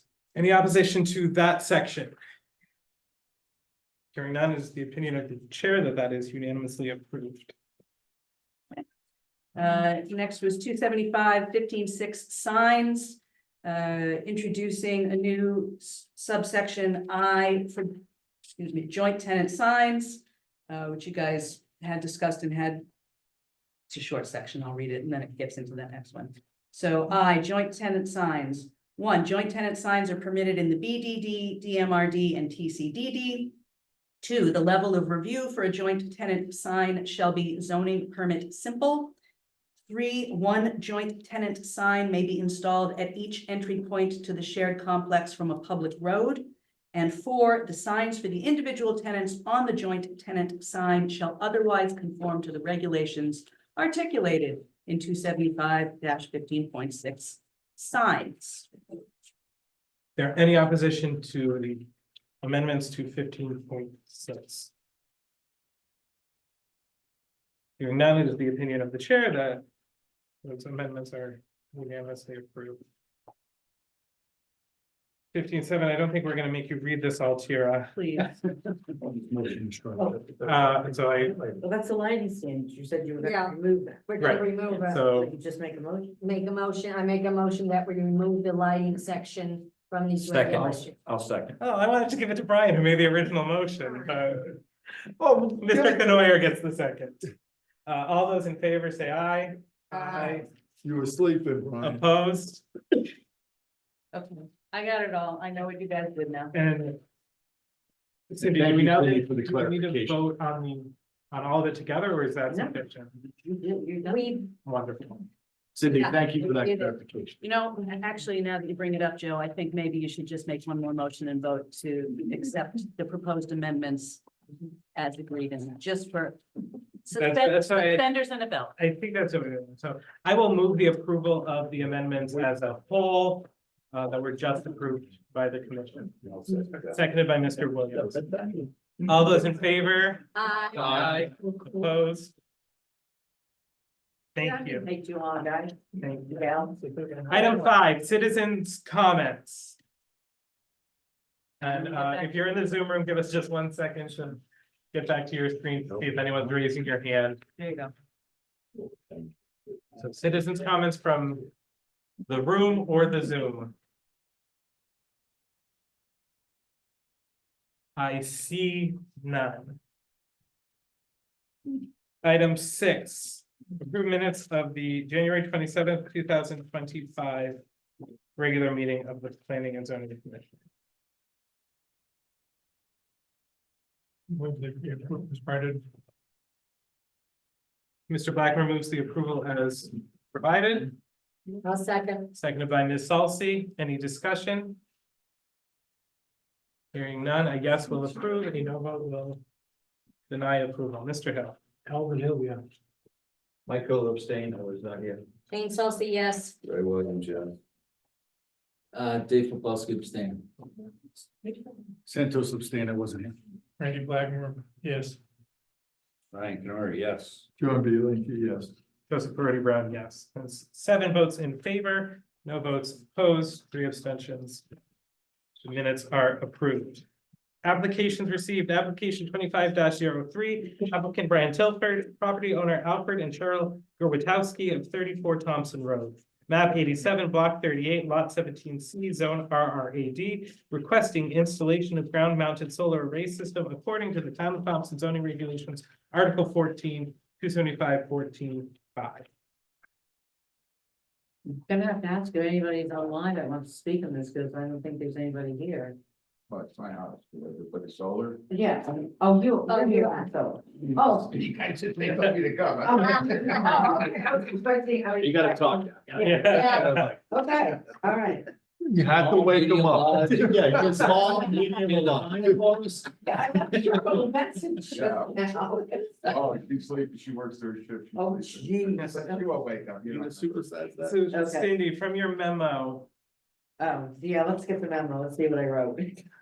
Sorry. It looks good except for section CE. Oh, yeah, that's right, yes. And I had. Oh, where's my number? Sorry. Okay, That's 5. all right, to require, shut up. So E. Gotta find out what E is. And what the zoning regulations. All right, I'll be right back, sorry. Okay.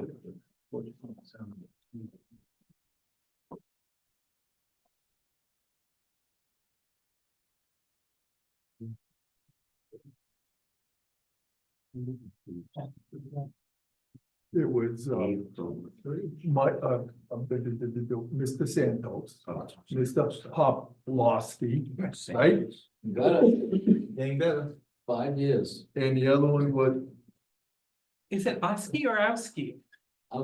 He says Law- Oski, Law- every time he says. Lawski, L-A-W. L-A. He doesn't have toboggan at the end of his name, otherwise it'd be this long. Dave, I apologize. I thought I had heard you say Poplawski. No, he corrected me and I finally keep telling myself. And who says it out in public most often? And you've never corrected me once? I sincerely apologize.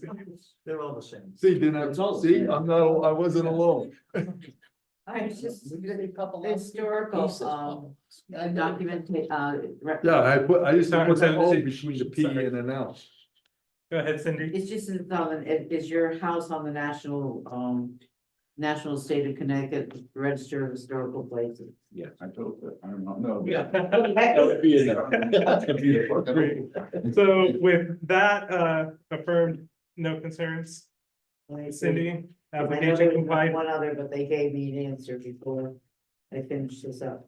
That's it, it's good, Application complies with regulations. yes. Mr. Okay. Santos, Motion to approve PVC 2503. Mr. Lanky, Second.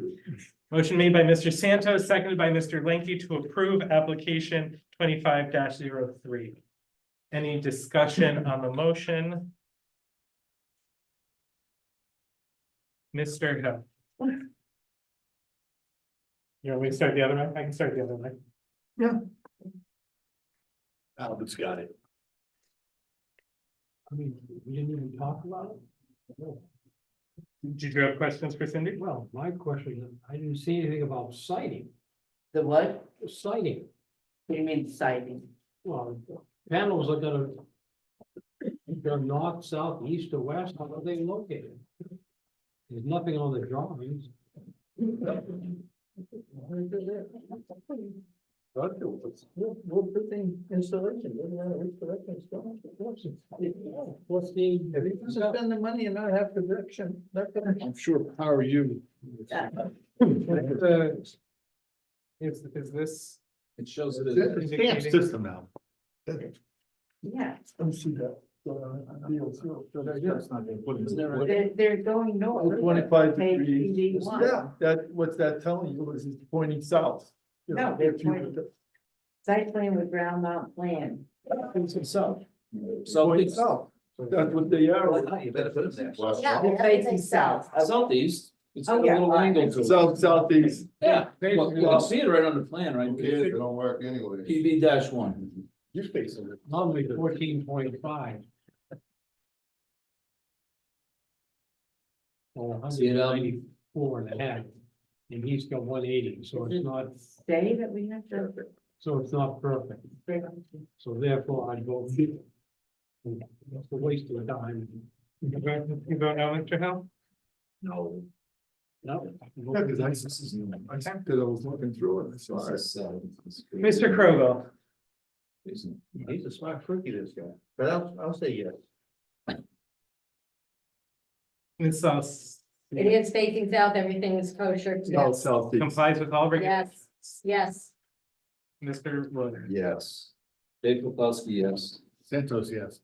All right, Blair, or yes. Ryan Canori, yes. John B. Lanky, yes. Joseph Brody Brown, yes. 9 in favor, 1 opposed. Can I ask a question, just as the DO that has to look at these? Is there anywhere in our regulations where it says that they have to tell us what direction it's in? Every system is designed, it's stamped by an engineer. That's the person. Yeah. That's all, that's all Doesn't you. say anything in our regulations that I have to let you know whether south. We're not. Just picky about, Mr. Well, but it doesn't say anything in our regulations, so I know. they comply with our regulations. Correct, What did you? Thank you. correct. That's why I just the wanna make sure I didn't make a mistake. application was approved because it complies with all the regulations of the town of Thompson zoning regulations.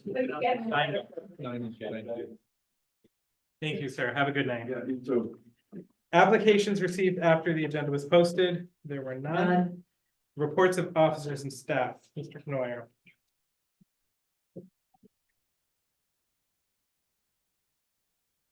First item of business, we have the All-Star Trophies invoice from the plaques that were presented today for $120. So I would make a motion to submit this for payment. I move to approve the expenditure. Second. Needed it. Thank you. All those in favor? Aye. Thanks, guys. I'll take care of that.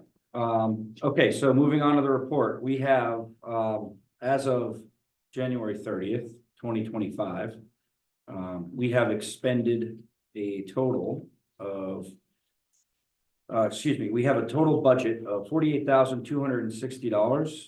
Year-to-date expenditures have been $23,457.66, which leaves $24,802.34.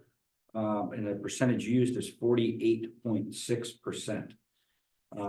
Breakdowns, we have the planning and zoning recording secretary used 54% currently. Year-to-date expended is 2603.98. Zoning officer year-to-date is 19,061, spot 7-1. Moving down to travel, did 100 for year-to-date expenditures, and advertising 1617, and printing and publications 5750. Office supplies $17.47. So the expenses year-to-date, if you will, again, to recap that, we have percent used of 48.6%. So basically, we're on track with our annual budget with no items that really stand out. We do have, as a reminder, the upcoming CLCC event. I'm not sure if that's going to be mentioned later in the meeting, but those expenses will also be deducted from here for the people that are attending. I think there's at least 4 of us that are. Yeah, I heard a great sheet. Thank you, Mr. Knoyer. Any questions for Mr. Knoyer? Mr.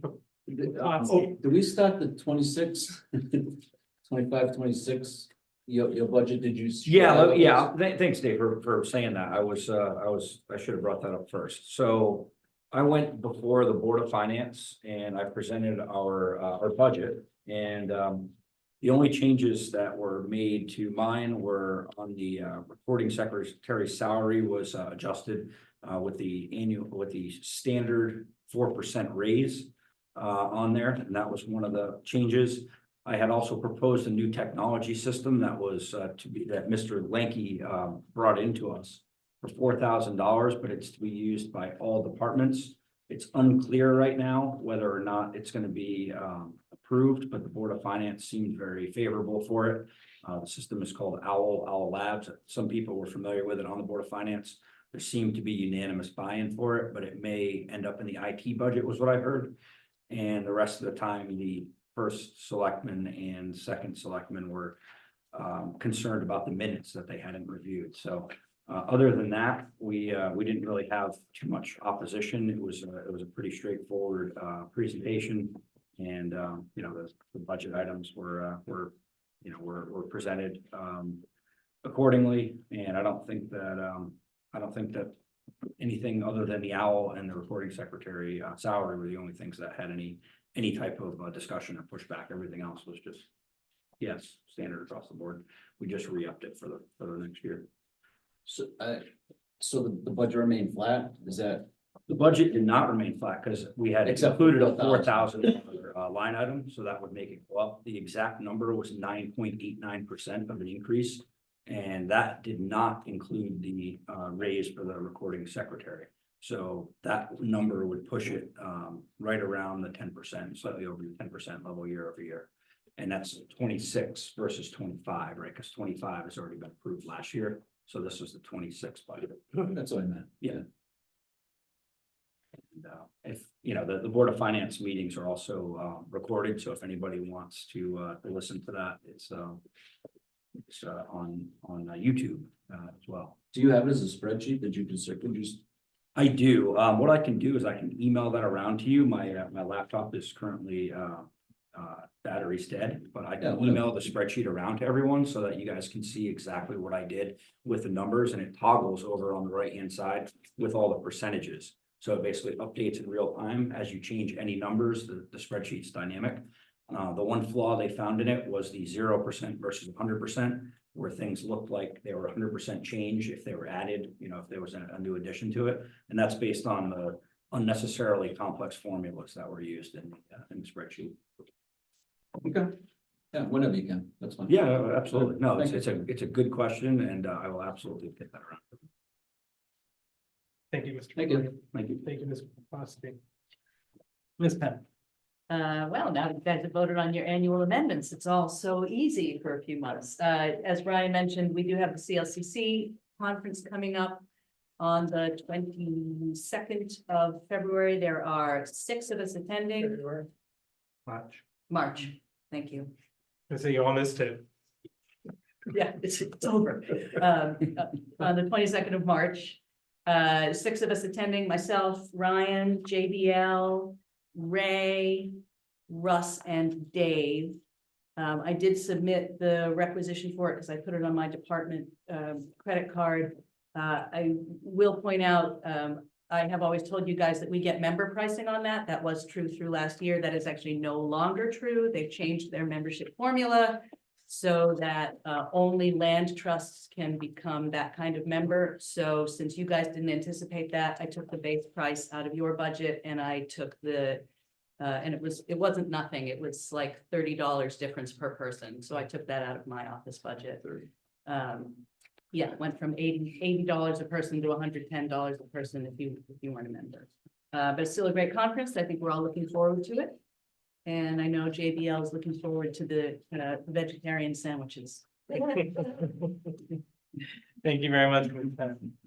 Ms. Dunn. Yes, I do. I have 2 things that, I'd like to ask. One is the zoning board of appeals. 4 members would like to go register for the Connecticut Land Use Seminar on Saturday, March 22nd, but that is going to be online. And they have no money in their budget for that, so I've taken out of the planning and zoning commission budget. It's $240, and so I need your approval to do that. Mr. Benoit, is that feasible based on the? I mean, we do have enough under the available budget for that. Services. Exactly, that's exactly what I was gonna say. Under the professional services, we have the biggest amount, which is $29.50. So I would recommend that we take it out of there and approve that. I would move the approval of, was it 4 you said? 4, yes. Yeah, the approval of the budgeting for 4 members of the ZBA to attend the Connecticut Land Use Law Seminar. Seconded by Mr. Lanky. Sorry, Mr. Blackmer, he beat you. Any discussion? The total is $240, right? You said? Yeah, Got it, thank you. Hearing none, all those in favor say aye. Opposed? The second, I know everybody's going to that conference on Saturday. Well, some of you are, and there's that conference on that Thursday. I don't have the information, it just came to my head as Tara was talking about the conservation conference. I knew about this one. Is that conference, do you remember what it is, John? The CLCC. Is anybody going to that? No, it's not the CLCC. No, Steve Burns Associated. Yes. Oh, Steve Burns, I'm sorry. Yeah. The Planning and Development Yeah. Federation. Yeah. Sorry about that. There's a lot of them, so if I don't have it written down, I don't know. So is anybody going to that? You are, John. Okay, so we have to register you. Okay, anybody else? What time is that? We have to leave here, but you have to. We leave have to be there about 4. for around 5:30 to Yeah, so- register, because it starts at 6. Yeah, so you should leave at 4. Yeah, around 4, So yeah. John, What's the date of that? I'll go get Is it, it the 20th? right? It's They're the supposed to- Thursday before CLCC, right? I think that's what she said. Yeah. So that would be the 20th. And correct me if I'm wrong, I believe we authorized expenditures, if anyone wanted to go, or, no, I think it was the two. It was the. it The was two on the Two 22nd. on the same day. Two on the same day, that's right, yeah. Yeah, it's a Thursday.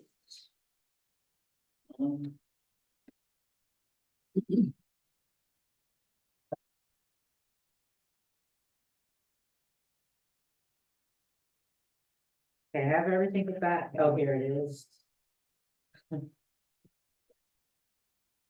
March 27th. Oh, it's the following Thursday. Yeah, the for Thursday. the following Thursday. Will we get back to you on that tomorrow? Please do, yes. And where was that? Cindy? That's in. That's its the term. other in Bristol or, Aquiterm, so. Aquaturf, yeah, Southington. Southington. You've been there. Couple times. Yeah. yeah. They're supposed to went have, last they have year, a I good, think. they're supposed to have a real good, God, what it was, I was reading it, and that's what piqued my interest is The seminar. the seminar thing. Is that the one I they're gonna have. That was 2 years ago. 2 years Yep. ago, yeah, because I went also, yeah. You wanna go, Jane, too? I won't be able to. Okay. I'll email you who the speaker is and everything. Yeah, I was Okay. Let me just thank you after the meeting tonight. What? I'll thank you. Okay, all right, so John and What's she doing? Ray, anybody else wanna go? You Okay, So I again move the authorization of funds for those members who wish to go. got that? I'll second. Motion made by the chair, seconded by Ms. Salsi, to authorize payment for members interested in going to the CFZPA, I think. okay. The third thing I have, CF, and PZA. it was organized here, so I haven't left it out. all those in favor? Oh, no. Opposed? Okay. What's the total, grand total for all of We're not sure how many. Well, we're not sure. John, Ray, Mike, it's gonna talk to Mike's me on the afterwards. I haven't decided whether I'm going or not. What is it per person? Oh. Can we do the motion that you did last time, whatever it is? Yes, that's what we just did, actually. Yeah, no problem. Not for approval, I'm just taking notes for. Okay, I can let you know. Yeah, no rush, nothing formal.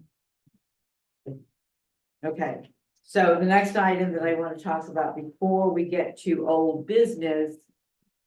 Chris is here, and so we will be discussing, I sent you a memo on old business A. Yeah, And a memo on old business B. When we talk on the old business A, Chris would like to keep the conversation just to his current zoning permit that he wants to do. And not to talk about his future plans because they're so far in the future. Even though I did mention them in my letter and we did talk about them on the phone. I gave him follow-up information for it, but he'd like to keep the conversation to what is going on, what he wants to do currently. Okay, and that's it, until we get to old business. Thank you, Ms. Okay. Dunn. Item 10, correspondence, we received notice of public hearing, that was a couple of weeks ago. Item 11, signing of Mylars. We have the Mylar for application 24-43. I will make a motion that we have the chair sign the Mylar for 24-43. 2443. Motion made by Mr. Lenke, seconded by Mr. Hill to authorize the chair to sign the Mylar for application 24-43. Any discussion? All those in favor? Aye. Opposed? The chair is duly authorized. Item 12, old business, 12A, update for use 865 Riverside Drive. Okay, so everybody got the memo, and so I wrote the letter to Chris, we had a nice phone conversation. And, the areas that need to be resolved tonight is what I wrote in bold italic. So, Chris, do you have a copy? Did you make a copy of it? Yeah. Okay. Okay, So you want to start the conversation on what you want to do? The first one would be 3A, that was the comment that made on that. Hold on to. Yeah. You want to come up closer to the table? Yeah, please. Bring a chair so you can hit the microphone. Yeah, you can sit right in front of it. So as I talked to Cindy, my biggest thing was the restriction of the full dumpsters, because like I said before, I have 75 dumpsters. I'm not gonna have 75 or anywhere close to that for full dumpsters sitting on the property, and it will never be more than a couple of days at a time. But to restrict me to one dumpster for 24 hours full is not feasible for my business. And there's a lot of dumpster companies, for example, you know, if you were to look up dumpster rentals in Worcester, Mass, you're gonna come up with 50, 60 companies. I'm not the only company that does what I do. You know, we pick up dumpsters throughout the day. Say we have 12 dumpsters we have to pick up. You know, we may have 6 that are already empty. We drop those off. We can't get to the transfer station to dump all of those dumpsters at the same time. It just doesn't happen. So, you know, we need to be able to put them somewhere. So, you know, that's what I want to do on my property, be able to do that. I read all of the zoning regulations. I didn't see anything in the zoning regulations at all regarding anything like this. So I don't think it should be an issue. If you want them covered, they'll be covered. But I can't really be restricted to one dumpster for 24 hours on my property. That's kind of crazy. That's my biggest problem on that part.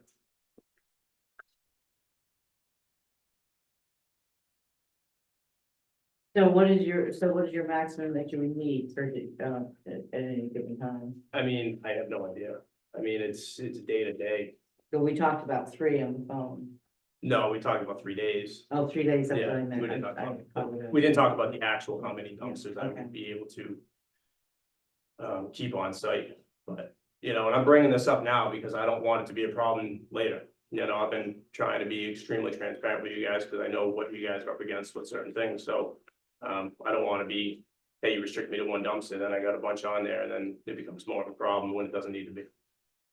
So, What would be the number that you would think on average? I mean, it's hard to say, but I mean, Shoot, yeah, I was just gonna say the same I thing. mean, 20 shoot out. max. 20 max, Yeah, okay. but I don't even think that that would be the case. And Okay. and here's the other thing I was telling Cindy too, because I know there's always concerns about this kind of thing. So I utilize two other lots that are closer to the transfer station. Chances of me having an abundance of dumpsters on this property is probably slim, but I'm not gonna restrict myself on the property either. But just to try to put your minds at ease, like it's not, the majority of my dumpsters are spread out. I got 75 of them, but you're never gonna see 75 dumpsters on that lot. The most dumpsters I've ever had sitting at once was over the last couple of weeks when we were really slow, and it was like 35, and that's all in one lot. And that's in Danielson, no issues. I mean, it's exposed to the public and there's never been a problem over there. And that's in the middle of a neighborhood and never been an issue. So. Mr. Santos? I just want to make sure I'm looking at the right thing on Google. You're talking about Sunny's right across from LB's. Correct, yeah, correct. And you want to store the dumpsters Up in the back here. in the back, like Yeah. in the wooded area? or- It'll be clear, yeah. But yeah, it will go up Back. that main driveway up into the wooded area where it's flat. You know where the softball field is? Yeah. Yeah, he's gotta be right behind it. Or even, I mean, I can utilize space that's down lower before the entrance that goes up into the woods. Cause there's like a ledge wall that runs along the back part of that, and there's plenty of space from there to wherever that I could utilize space through, but. That's where we talked about doing like the Connex boxes for storage. You're talking about a roof over it too, right? We were talking about Yeah. doing that, yeah. So that's where I So kind there's of a wanted to thick do that. road right here, right? Yeah, it goes up into the middle there. And you're just up here somewhere. Yeah, somewhere. It's all wooded right now for the most part, but it's not heavily wooded, so it's easily clearable. Are these loaded cans? Some would be full, but in the last meeting, I was very clear that it's not household trash. It's just junk that you would find like Yeah, in those your might have basement, been- commercial, there's no hazardous Demolition. material. We're there's talking no- demolition and stuff like Yeah. that. So are they all 30 cans or like 15 yarders? I got 10, 15, and 20 yard cans. No, repeat No, that no, again. 30. 10 yard, 15 yard, and 20 yard 20, yeah. containers, yeah. But it's all bulky, it's all stuff you'd find in your basement, you know, it's all, Can you remind if you're bringing stuff to the Thompson transfer station as well? no, or- no. Can't. I have a Right. permit for myself, because I own 3 other properties in Thompson. Yep. That are rental properties, well, one's a rental property, and then I have a lake house. So I have a transfer station permit that I've only brought ever household waste. And that's from those houses. Right, that's personal. But yeah, I have my own dumpster company, so I don't need to bring anyone to the Right, Thompson yeah. transfer station If typically. anybody wants to see the record, here's the property he owns. Yeah. Mr. Santo. I just didn't hear an answer to what would be, beneficial to you, how many? I mean, they asked for a max and I said 20 for full, but that's my side, and I don't think it would ever even be the case. If that's the case, then we're in trouble. loaded ones No. be undercover, under the roof? They can be, but we've never covered it. I've been doing this 6 years. We've never covered any dumpsters at any lots. And we've never had anything blow out of them. It's just not, it doesn't happen. Typical. Ms. Halsey. I do know that there were some citizens concerned because it was close to the school field and stuff, but we Yeah. did talk about that at the last meeting. Yeah. That you said if it need be, they would be covered so that it's nothing, If need be, yeah. Yeah, I mean, I okay. don't see that it's necessary, Okay. but I mean, if that's, I mean, it's 100% not necessary. I can tell you yeah. that. And Okay. if there was ever a piece of trash that hit the ground, we pick it up. I'm a neat freak. Yeah, Which is kind of yeah, weird. just to I'm in put, the trash business and I'm a neat freak. I mean, put it's- somebody's mind at ease. Yeah. Yeah. You understand that the things you're talking about tonight, you have to tell me whether you want them in condition for the zoning permit or not. So it can't be wishy-washy. Okay. Yeah, thank you. I got Mr. Santos, then Mr. Yeah, Williams. go Mr. ahead, you Crowe. guys go. I was just wondering, has there been any check on that, old potash dump that's up on that property?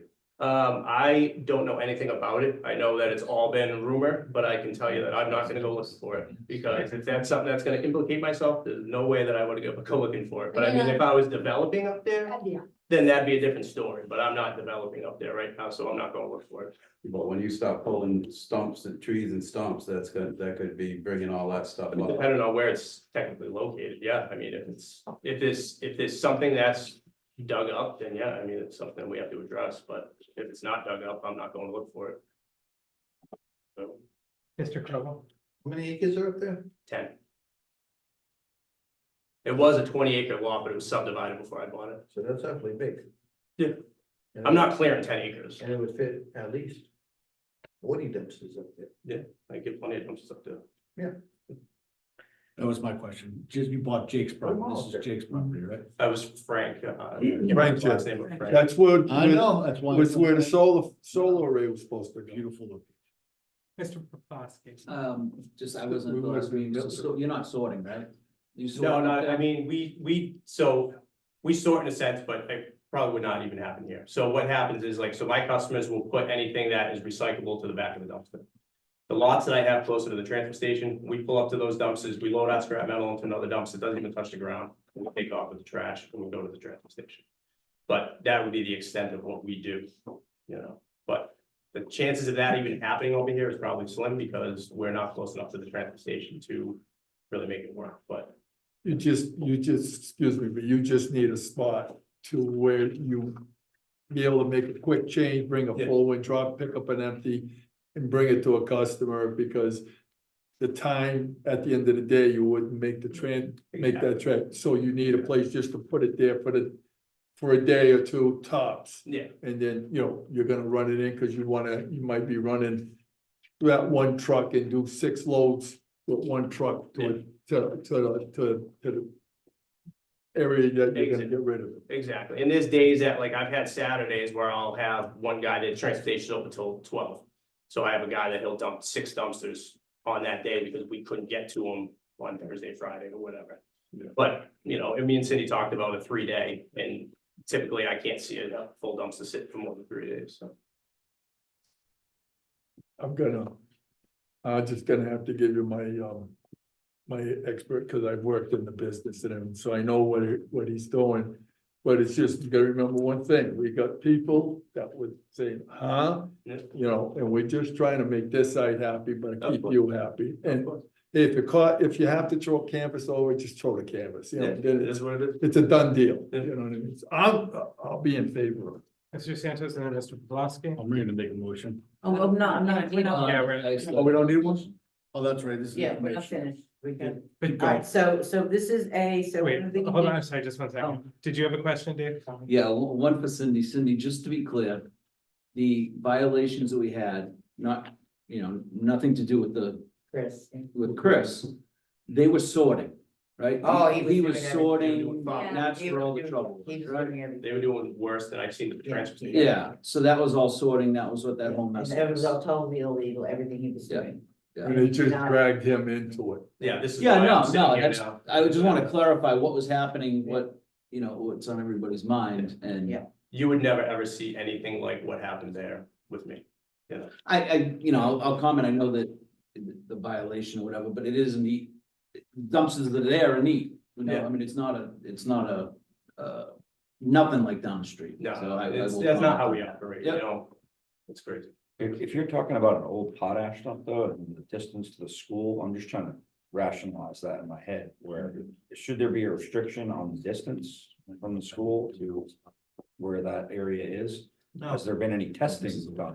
There's no record of anything, this is all rumors. You'd have to, somebody would have It's to not a research the rumor. record. From what I mean, there's no record of it, so how is it not? I mean, if Because my family's been in town a long time. Okay, well, there's no record. Mr. Chair, Mr. Lincoln. Mr. Canoy, back in the day, that's what it was done, but the school track team, the cross-country team have been using that part of that to run. They come up this way and they come back down and go up to the tower, so what he's doing is really not gonna affect it, like, as long as you don't, whatever, now you're gonna open a can of worms. Yeah, That's which all I'm we're not saying trying to today. do. The only thing I'm gonna suggest to you is that it would be nice if you made a nice buffer, left as much as the trees you Yeah. can between here and the softball field, Yeah. it's like, what you call it, out of sight, out of mind. type That's what I'm stuff. trying to do. Definitely. That would be greatly appreciated. Yeah, I'm not trying to disrupt. anything. No, well, again, I know. Cindy, I know, Okay, so under A, what would your conditions be? You want it covered? just, if he's gonna leave 2, 3, or 4, whatever he has to do, because by the end of the day, sometimes he can't make it and he needs a place to drop a full one and pick up an empty, for the next day or whatever the case may be. If he has to, I think he should just cover it, Mr. just to Cole. be on, I think he should be able to put any amount of he wants up there.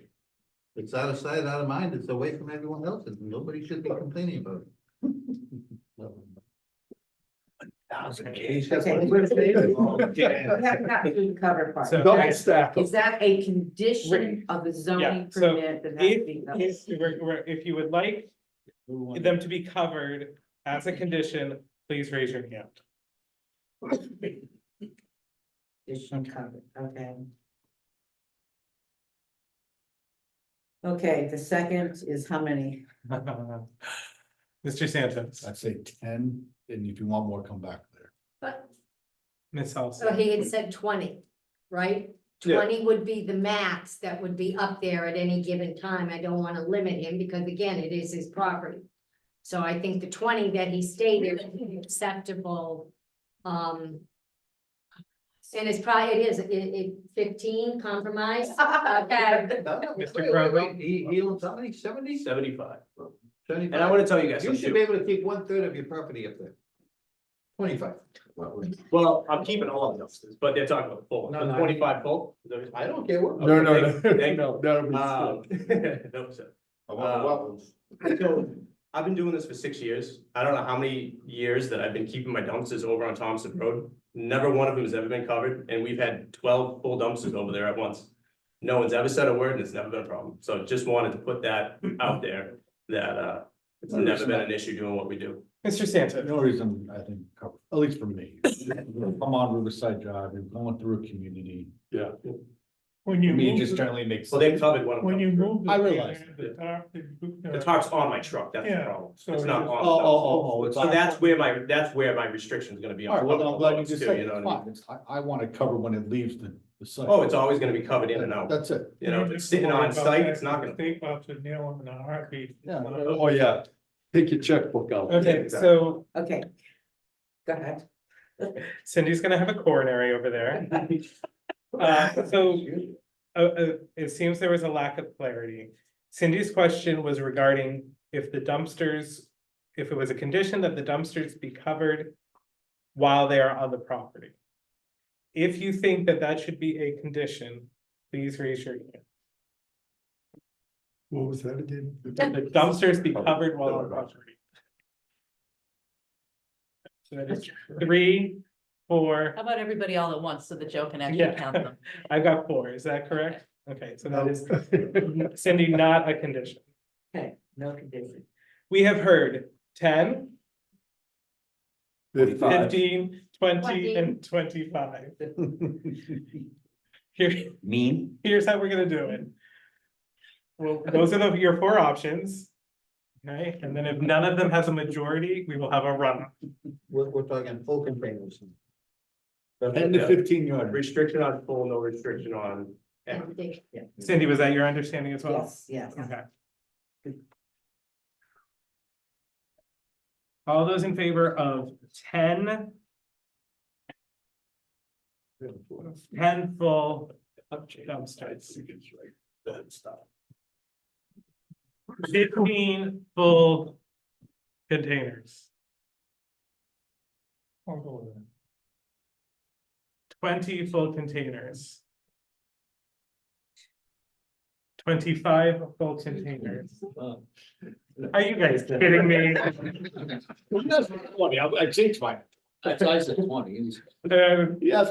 Is there opposition to going with 20, which is the 20's good. median of the That's what I originally. Put me down. said. so 20. 20. 21. Yeah. Okay, so that was the covered and that was the number. Oh, you said it The wrong. next question is, Oh, Cindy, that I wanted to get to is the hazardous materials. Okay, so, Or so hazard B, materials. no dump, so he's not bringing in dumpsters containing household and commercial solid waste. And we agree with the word garbage in there. It was kind of gray with that. Because I looked up all these words, you know, Googled Like, before I wrote this up for him. So is that okay with everybody? That's great. No on-site processing sort of recycled material, bulky weight. No on-site processing, sorting, meaning sorting of recycled material of those bulky waste permitted. But then you go down to where you want to sort those air conditioners out, which is E. Which, you know, that wasn't even originally our focus on the topic. Because that isn't even like a necessity or whatever here. The hazardous material, basically, I was saying was fairly gray because of what certain things could be considered hazardous material, which are not hazardous material. So I was concerned with like the air conditioners, TVs, those are in a dumpster if I drop it on the ground, but it's not like a toxic waste. So, I mean, we don't have to transfer them, but the hazard material, if I pick up a dumpster from a customer's house, it could have a TV or an air conditioner in it. That's a restriction technically for what we're doing. But it gets sorted where it needs to get sorted. But it's not like a toxic waste. It's not like lead paint. That's what I feel like a hazard material. Hot ash is a hazardous material. Oh, Just so you know. Well, the air hazardous material, they are, but it's part, it's something that can be accepted in a dumpster. It's not like a lead paint or like a worse. Fucking worse. Mr. Mumford, I'm gonna need you to. All right, I'll leave. Fucking toxic. Oh, there you go. Okay, so how do you, my note here is C and E need to be combined to work with the agreeable safety process of removing and sorting of hazardous material from dumpster containers. That was my bottom line. So what does that mean? What did you say, E? Yes, C and E. C and E. Is it- Yeah, so sorting doesn't, I mean, we already have that covered in here that, you know, there's no sorting anyway. So basically the hazardous material, like I said, was gray. And if you wanted no hazardous material on property, that was the other thing we talked about, so they won't be on the ground. But air conditioners can be in a dumpster. Okay, so we leave it, we scratch C. So if you just, I think you did what needed to be done with scratching out the in dumpsters or no hazard material on property, But again, it's property, right? Because we were talking about basically on ground. Okay. Well, we scratched out no dumpster storage or recycling material appropriately waste on site. We decided that is not what you're going to be doing. But you have C and you have E. You said what you had told me is that you would sort, but it's not going on the ground. Yes, sometimes we can sort, but then you have no on-site processing sorting, so I don't know if that's what I'm doing, I don't know. All right, on I site, told you you what want I to did. put on ground.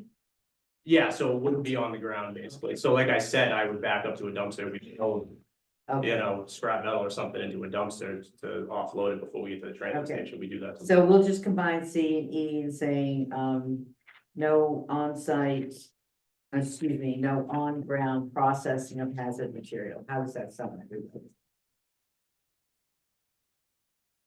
No on-site, no ground sorting of hazard material. Right? Does that sound right? I Good? think so. I know what you're trying to say. Yeah. You want to say it for me? I'm trying to- Because it's like 3 or 4 things a way to say Run it. that back again, Cynthia. What? Run that back again, what you just said. Okay, so it's gonna be very simple. No on-ground sorting of recycled of hazard material. How about no on-site processing or sorting other than in the receptacle dumpsters or something? So you're saying it has to be in a dumpster to be sorted, it can't. It's the only way it can be sorted. In other words, Without saying it. what he's gotta do is got the thing open, he puts it back to back, and you take something out of this one, put it Yeah. along. That will never be touching the ground. That's all we've ever done. Yeah. I understand If, that. if Chris doesn't own it and someone else goes up there, just because, it has to be there. Because see, a lot of people don't understand. No, I'm fine. no with- ground I think that's contact perfect for you, Cynthia. with hazardous materials. Thank you. We Says used it. to do that all the time. I used to do a lot. With sorting of hazard. Sort, yes, Sorting. no ground contact. Have you ever popped a Freon in, the, air conditioners sorting them? No, we haven't, I'm careful with them. We don't. I've used you, Yeah. you know, I've rented your As I say, I dumpsters. know your name looks familiar. I've rented your dumpsters Yeah, before. I've never and- bought them, and, because when we take them out. And I know you run a good business, but I'm worried about that, with the school right there, and, No, we're super careful with it. Well, if he breaks one of them, he's gonna end up sucking that stuff in before anybody else. No, we can't do that anyway, there's huge fines behind that. Yes, Oof. you are. Yeah, so, no, we're careful with them if we sort them. Okay, Cindy, anything else? Okay, Yeah, number from us? 4, I have no ground contact and sorting of hazard material. Is a condition, so. Any kind of sorting, What? any kind of sorting, not just sorting of hazards, any sorting. Yeah. Any Yeah, sorting. yeah. Okay. Any material. All right, I think I know how to do this. Number 4, we're dealing with that issue in the, old business B. Mhm. And basically everything else was just information for him, and then, the parts where we talked about the future. Future possibility of development there. And that was it. He said I'm gonna go and do an on-site visit. I basically am interested in the driveway. And how's that gonna relate with Sunny, Yes. so. There's Mr. one, Conley. if I may, Mr. Chair, there's one more thing on it.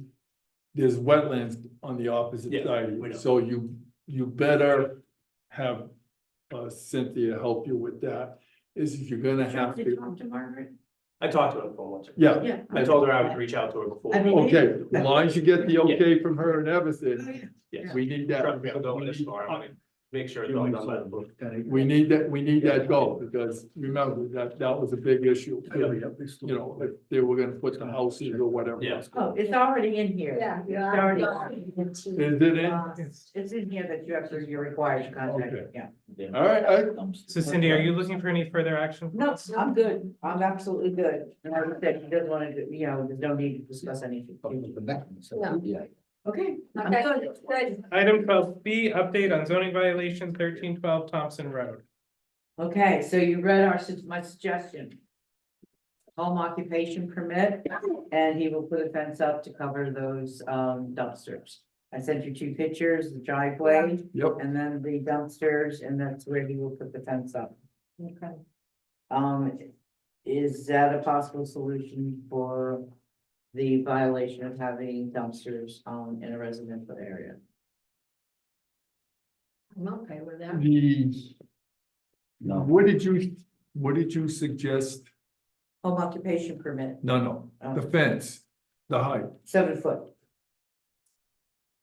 A 7-foot fence will be constructed on the road, blocking the view of the dumpsters.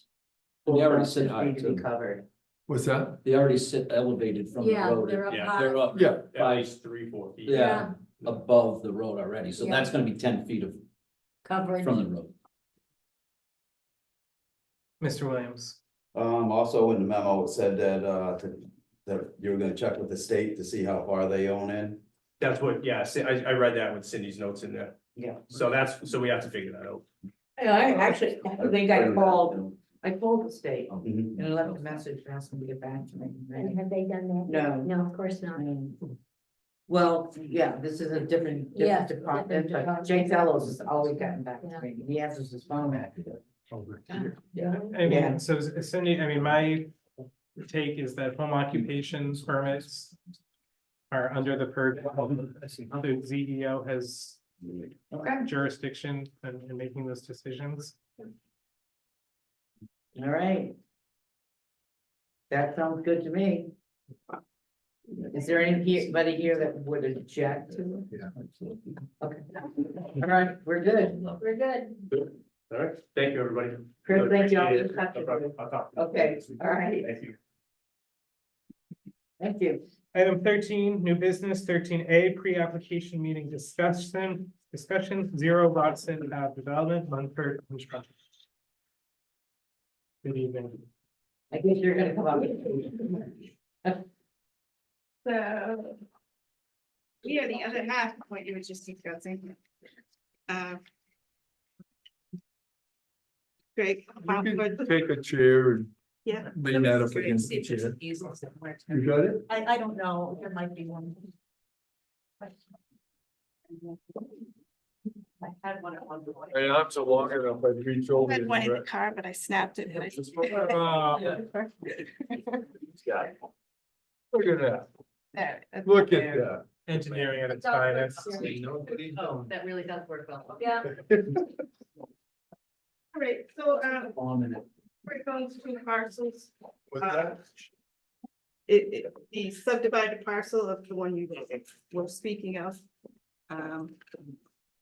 The front half is zoned CRD, and we were planning on doing more family style traditional housing in that area with the 13,000 square feet, even though we're coming in before your zone change. And then on the remaining land, we want to try to do something a little different and provide housing for some kind of underrepresented groups when you think of new housing. Some small cottagey type houses to try to bring some of the millennials in and, you know, some of the kids that are living in basements. And so we're trying to bring the price point down a bit there. And then also to have some, I guess you have it all, but, yeah, some downsized housing that, you know, would be ideal for people looking to sell their house and move into something one level. First comes the Or, last you know, comes. Yes, yeah, and rather than restrict it and say, you know, and segregate the areas, I think there's been a lot of discussion in the planning community that there's some value of people living in, you know, neighborhoods were once where you Multi-generational. multi-generational and you're living next door to somebody that maybe needs some help. And you have young kids and, you know, families that are. Mr. Hill, do you have a question? It is all public sewer and water. We're proposing a private road It seemed that's what the commission. And there are wetlands on, ringing the property. Farmer was pretty good about. He knew where the wetlands were, put a stone wall, and that's what became of our property. So the wetlands are really on the ring of the perimeter. And there's been work out there before, so we have a pretty good idea, but we'll have everything reflagged. The spring things out, and I guess we just kind of wanted to get your opinion on. Where is Milk Mountain Grill? Right there below. See where those 4 units are right there? Yep. Oh, I'm sorry, yeah. right That's there. Rawson Road. Yeah. That went down. Milltown's right there. See it? Yeah. I think it's just cut off. Yeah. Yeah, it's just up the hill. I like it. Mr. Williams. You said to the new regulations, 13,000 square feet, where? DMRD. This is DMRD, section DRD. Oh, okay. Okay, two different, okay, all right, okay. So he was thinking something like, he had done over on Buckley, but just in terms of making it a single family home, so half of that. That side. That's right. So you're looking at, like, some of these might be like a 1-bedroom or two bedroom, something like that. We had some 2-bedroom cottages, maybe position them on a lot so we can add ADU later or a garage or even an addition as, the family grew. Unless you got a nice playground in that area. Yeah, and that's, so, the lots are a little smaller, but we have open space that's usable for the people. Not just saying this is the wooded open space, and we're trying to make it a community area. Oh, yeah, like an old village green. Well, that's. Is that the name for Opener Pocket? That can. Possibly. That's what it came up with so far. It actually, Yeah, this one's make sure. Derek gave me a book and it was Pocket Neighborhoods, and it kind of, but it kind of almost worked because you kind of get down the hill and you feel like you're in a little pocket down in there. It is kind of hidden, except for. So you can visually see the old mill from up there because you're up on the hill, so No, you look down. So here you have a view, but then you come down this hill. A little knoll. Yeah, there's a little knoll here, so we'll run the road along that knoll. Yep. And then you're kind of down low. Yeah, drop. It drops, yeah, so be kind of tucked in down there. And I think Greg was hoping for some type of buffer between this project and the dumpster thing. Well, But hopefully the wetlands do that. well, the wetland, if I remember correctly, is pretty wide. It covers a wide spread, and you can't, if anything's growing there, whatever it is, you can't touch it. So that will create the conflict. Yeah, we do have some natural buffers, but In terms of the buffer, have you guys done any tests on the soil or have you done any? so Margaret had actually flagged before she was working for the town. So a few years back, she flagged this lot. So these are accurate. This was done a while ago and there's still some remnants of flags out there. But because of the ground's frozen, we really can't do anything for Well, another now month or two. Jake's is, Yeah. Jake's had that. I think it was done by JD, Civil Engineering, actually did all of that. Mr. Williams. From what I remember of that property, doesn't the wetlands run along, like, up, but from, along the power lines, I'd have to say, Yeah. for the wetlands, run all the way down that one side. Yeah, I've been up on that property quite a few Yeah. times up in there over the years, Right here. I think it's a great one. but it's almost like a room that's about 2 feet wide, it's actually pretty deep. Most people. Oh, you're not gonna do it. yeah, they were. Yeah. Oh, no, you know, the word back. Yeah. This is the stream that you go. Yep.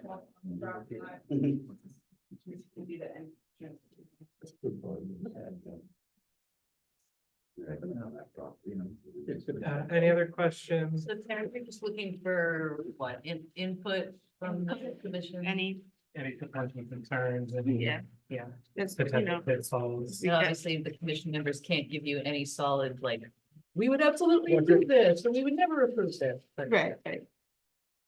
So I guess just on concept and, um,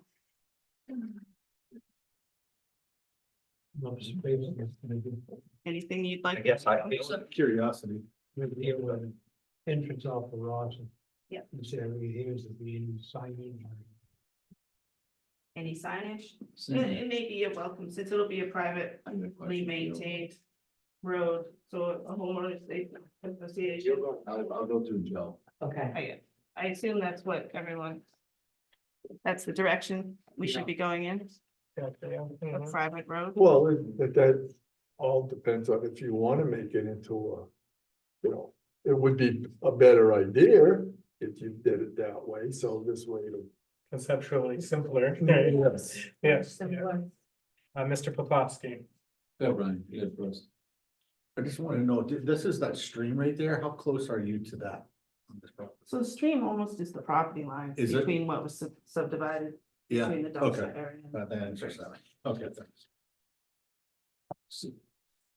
So Cindy, and kind of, this went down a little bit backwards here, but so with the dumpsters, with Chris's dumpsters, how close are they to this project?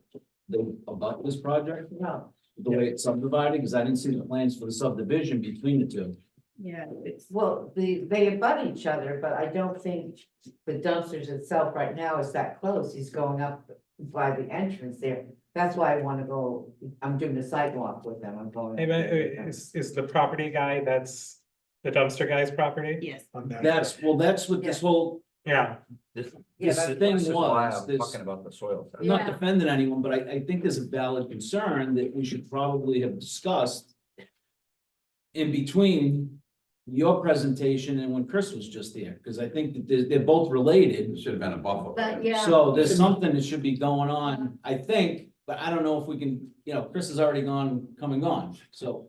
Well, I think that the wetlands will define a buffer and hopefully any development he does should have not just not just a separation with the biological wetlands, but I think there should be a buffer to the wetlands. And When Chris was gonna put the dumpsters, they're like over here, right? See that? Wavy thing right there where it's green. Well, you said you're doing a sidewalk with them, right? Right, yeah, Alright. So that's pretty wide. I can't remember exactly where. yeah, Have you heard where he thinks he's gonna put the dumpsters? yes. it is gonna be a view. It's You're gonna see them from the houses. Okay. Yeah, Oh, You're gonna look down to Yeah. them. yeah, Yeah. it's gonna, he Well, was I upset think there's because it's a, something it's we a. need to address. They're gonna be looking at dumpsters and Yeah. you're also gonna be cutting down trees, disturbing the land. Potash is a hazardous material. You have a school, a river and housing going. in. Yeah. Does no one else have a problem with that? Yeah. Seriously? That's why I brought. Yeah. I know, I hear you, man, but like, I don't trust the dumpster guy to tell me Yeah. how the EPA violations work. That's bullshit. I brought it up to everybody that tried to develop that property, that's. Brought what up? The potash. Potash. Okay, but who, and Tara and I were talking about this today. Who controls that in the town? Who regulates? Well, the EPA. It would be Yeah. the ACA. Yeah. It has to be, Yeah. and it's not acknowledged as a site. That's what. It's not on the contaminated list. Yeah. Not on the new one, they said. How about an old one? But it's up to the If applicant. they would carry them over. They would carry them. Unless it's year to clean, yeah. year. I mean, that would make sense, that it wouldn't just come off unless it was cleaned up to come. Exactly. There was a guy from the town that was digging up there and he stopped.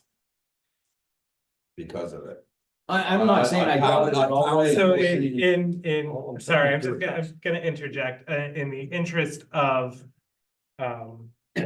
respecting the time here, are there any other concerns about, or any other thoughts, positive, negative, or otherwise, about this project? Having nothing to do with the dumpster. I think it's hard to have nothing to do with it. No, I understand, but right, this pre-application meeting, We move forward, now It's- is he building something he can't sell? Because mean, he's looking at dumpsters? right, so that's not necessarily a planning and zoning commission conversation. Yeah. I think for the purposes of this pre-application meeting, right, there seems to be some interest in this conceptually, you know, and again, not saying one way or another, because we don't have an application in front of us.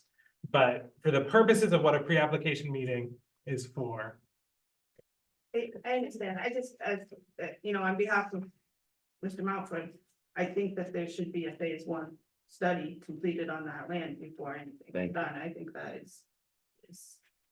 I think it's the owner's responsibility, and it's why Greg didn't buy that land. Is because once you start working on it, then it becomes your. Mm-hmm.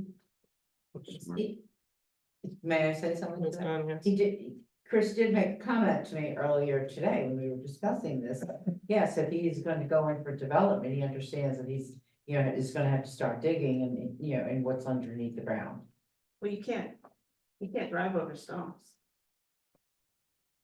So that is developed, you know, at that point, he is digging. He can't. I'm saying future development. I'm not saying his zoning permit that he wants for storage facilities. Right, but I don't think he can establish that parking lot that he's gonna be putting dumpsters in without tearing out trees, without. I guess then he'll have to face it when he sees it. I mean, where's the proof? You know, give some records. If there's records in this town, hand them over. Mr. Santos. So just keep this in mind when you're walking where the location is with this. I mean, Oh, yes, okay, yeah, I Obviously, right? intend on doing that, yes. I don't know, he could stump grind too, without ripping up the roots, but. Yeah. That's right. Yeah. Yeah. Mr. that's right, Lincoln? too. Yeah, that- Cynthia, did you look in the past because Mr. Jakes? No, I have not had time, and I'm not too Because sure. there should be a record Yeah, that, but somebody can come and look for it. It's in the file. Jake's, all that whole file is in there. Mr. Chairman, Yes. let me ask your opinion on something, Cindy, since your determination is that he's doing this passive storage, which is a ZEO level Right, permit. I mean, you brought the setting of the conditions to this commission for their input, but technically you are empowered to make all those decisions. right. So in my mind, and let me know if you agree with this, you still have the ability to go back to dumpster guy and say, you know, we addressed this set of conditions because we were concerned with the number of cans. But, you know, these persistent issues with buffering and site disturbance are such that, you know, we want to discuss additional conditions. You don't actually have to discuss those conditions Right, in this exactly. context. It's your authority to make that approval. Okay. I That's a think, great, Yeah. yeah, I agree with that. Buffering. Yeah, there needs to be something about. okay, okay. I would like to know the hours of operation.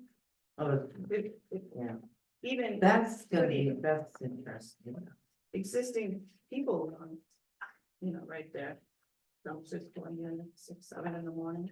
yeah, that's a good. There's something that we didn't discuss, so, okay, I have to discuss that. So, too. Okay. I hear you. Thank you very much. Item 14, review of ZBA minutes. Anything from that?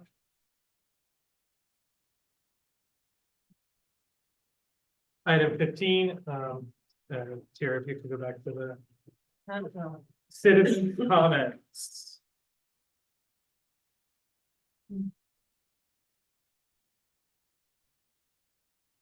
So this is citizens' comments, anyone in the room or on Zoom?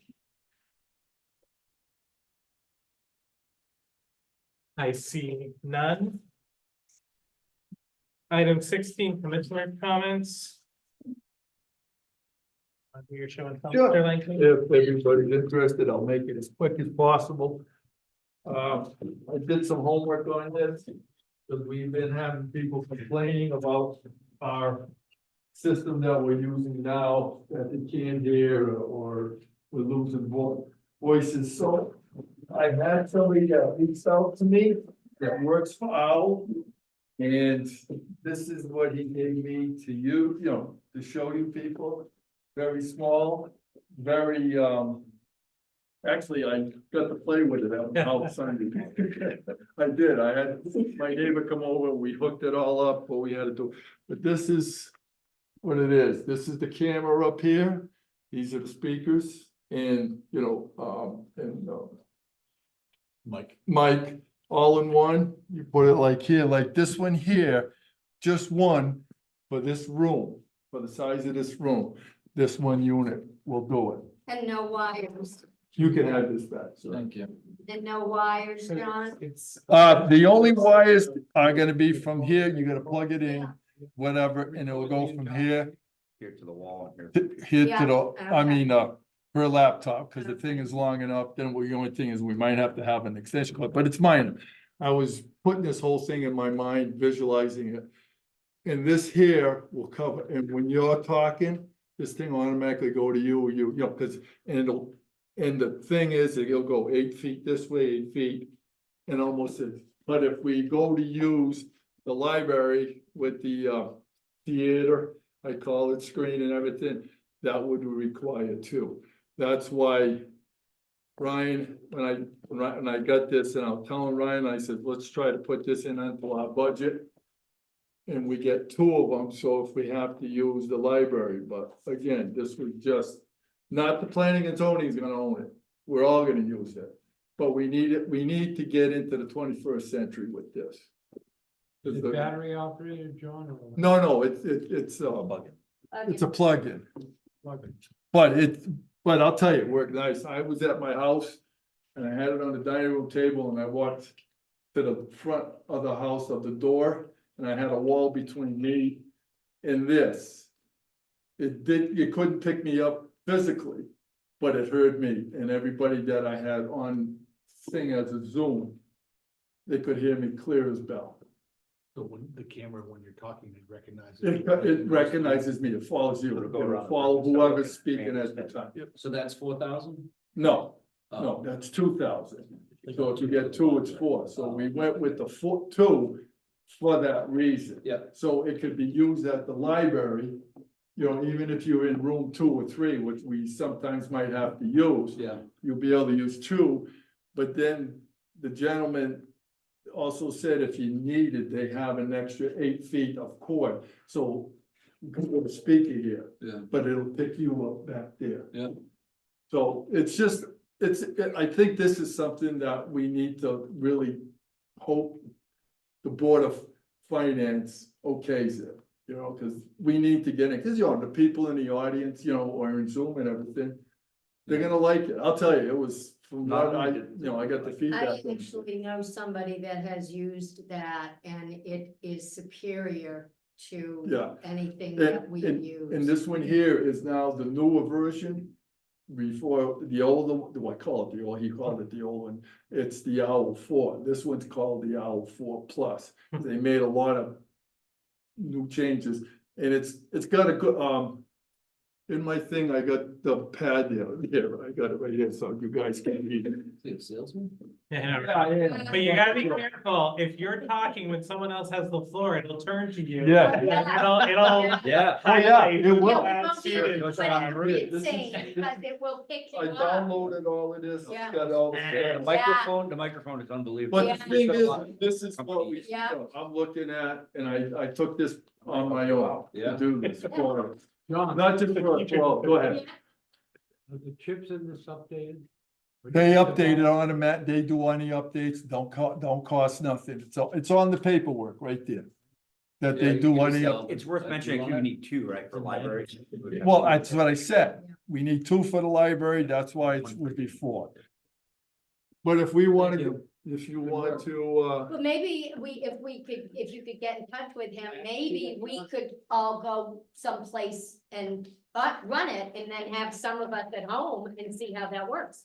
Dave, to answer your question, I yeah. was a software salesman Yeah. for the finance, but it was very easy to sell, because Nicola was all Sure. about it, she had used it, but she was helping them sell one. because this gentleman here, like I said, reached out to me. And before I even did it, then I figured we'd do our homework and everything.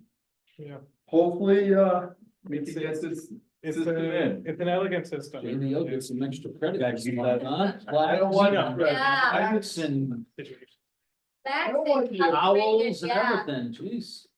Hey, I gotta have something to do with my time that I'm retired. Find me some. Any other citizens' comments? Commissioners. I'm sorry, yes, commissioners' comments. I got one, I fished a fishing derby down on Schoolhouse Pond, with my grandkids yesterday, I guess it was, and, there was quite a few people that live around the pond.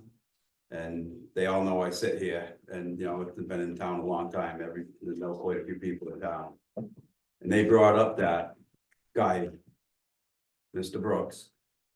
And he would not go and talk to the neighbor to ask the neighbor to shut them lights off. And what happened was he had that light. He had that light wired, somebody wired the light and it was actually hooked to his plug, so it was on all the time. And once he found that out, because one of the neighbors from across the lake went over and talked to him, and that's when they found out that them lights haven't been on yet. So for that guy to keep doing that, them lights haven't been on in months. Thank you, Mr. Williams. One more thing Mr. on Lincoln. that, the gentleman that reached out to me and everything, he lives within 25 minutes of us, you know, so we would have that representative.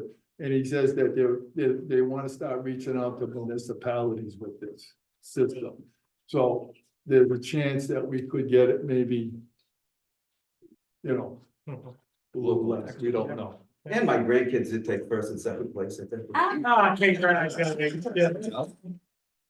Is that, forgive my ignorance, is that the size of the fish or? Yeah. Number of fish? Actually, my granddaughter got they had an adult category and a kids category. And my granddaughter got a fish bigger than the adults got, you know. That's excellent. It's pretty neat. I think Terry helped write the grant, I heard too, for the milfoil weed or whatever. I didn't help write it, I just gave some advice. Oh, advice. To the association when they submitted it. Yeah, I guess it helped, so thank you. Yeah, and I would also like to again thank John for coordinating that recognition. Thank of you. the three. Trying to make the planning and zoning get some respect. Yeah, some long-term value. I think it's pretty impressive. 50 years. Thank you. That is something. Likewise, when you have. That's what I was gonna say.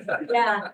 Item What was your 17. favorite out of all Our next meeting is Monday, March 24th, 2025 at 17. We will be in the library because of early voting. No, Because of, Budget, I'm sorry, budget. budget Yeah, that meetings. would be really early I voting. didn't know if there's primary. Yeah, no, not yet. I make a motion that we adjourn. Yay, is there a second? I guess. All those in favor? Aye. Meeting is adjourned at 9:42. Thank you all very much. Good evening, everyone. 9:42? 9:42. Randy, it's like a boat. First day. Sorry.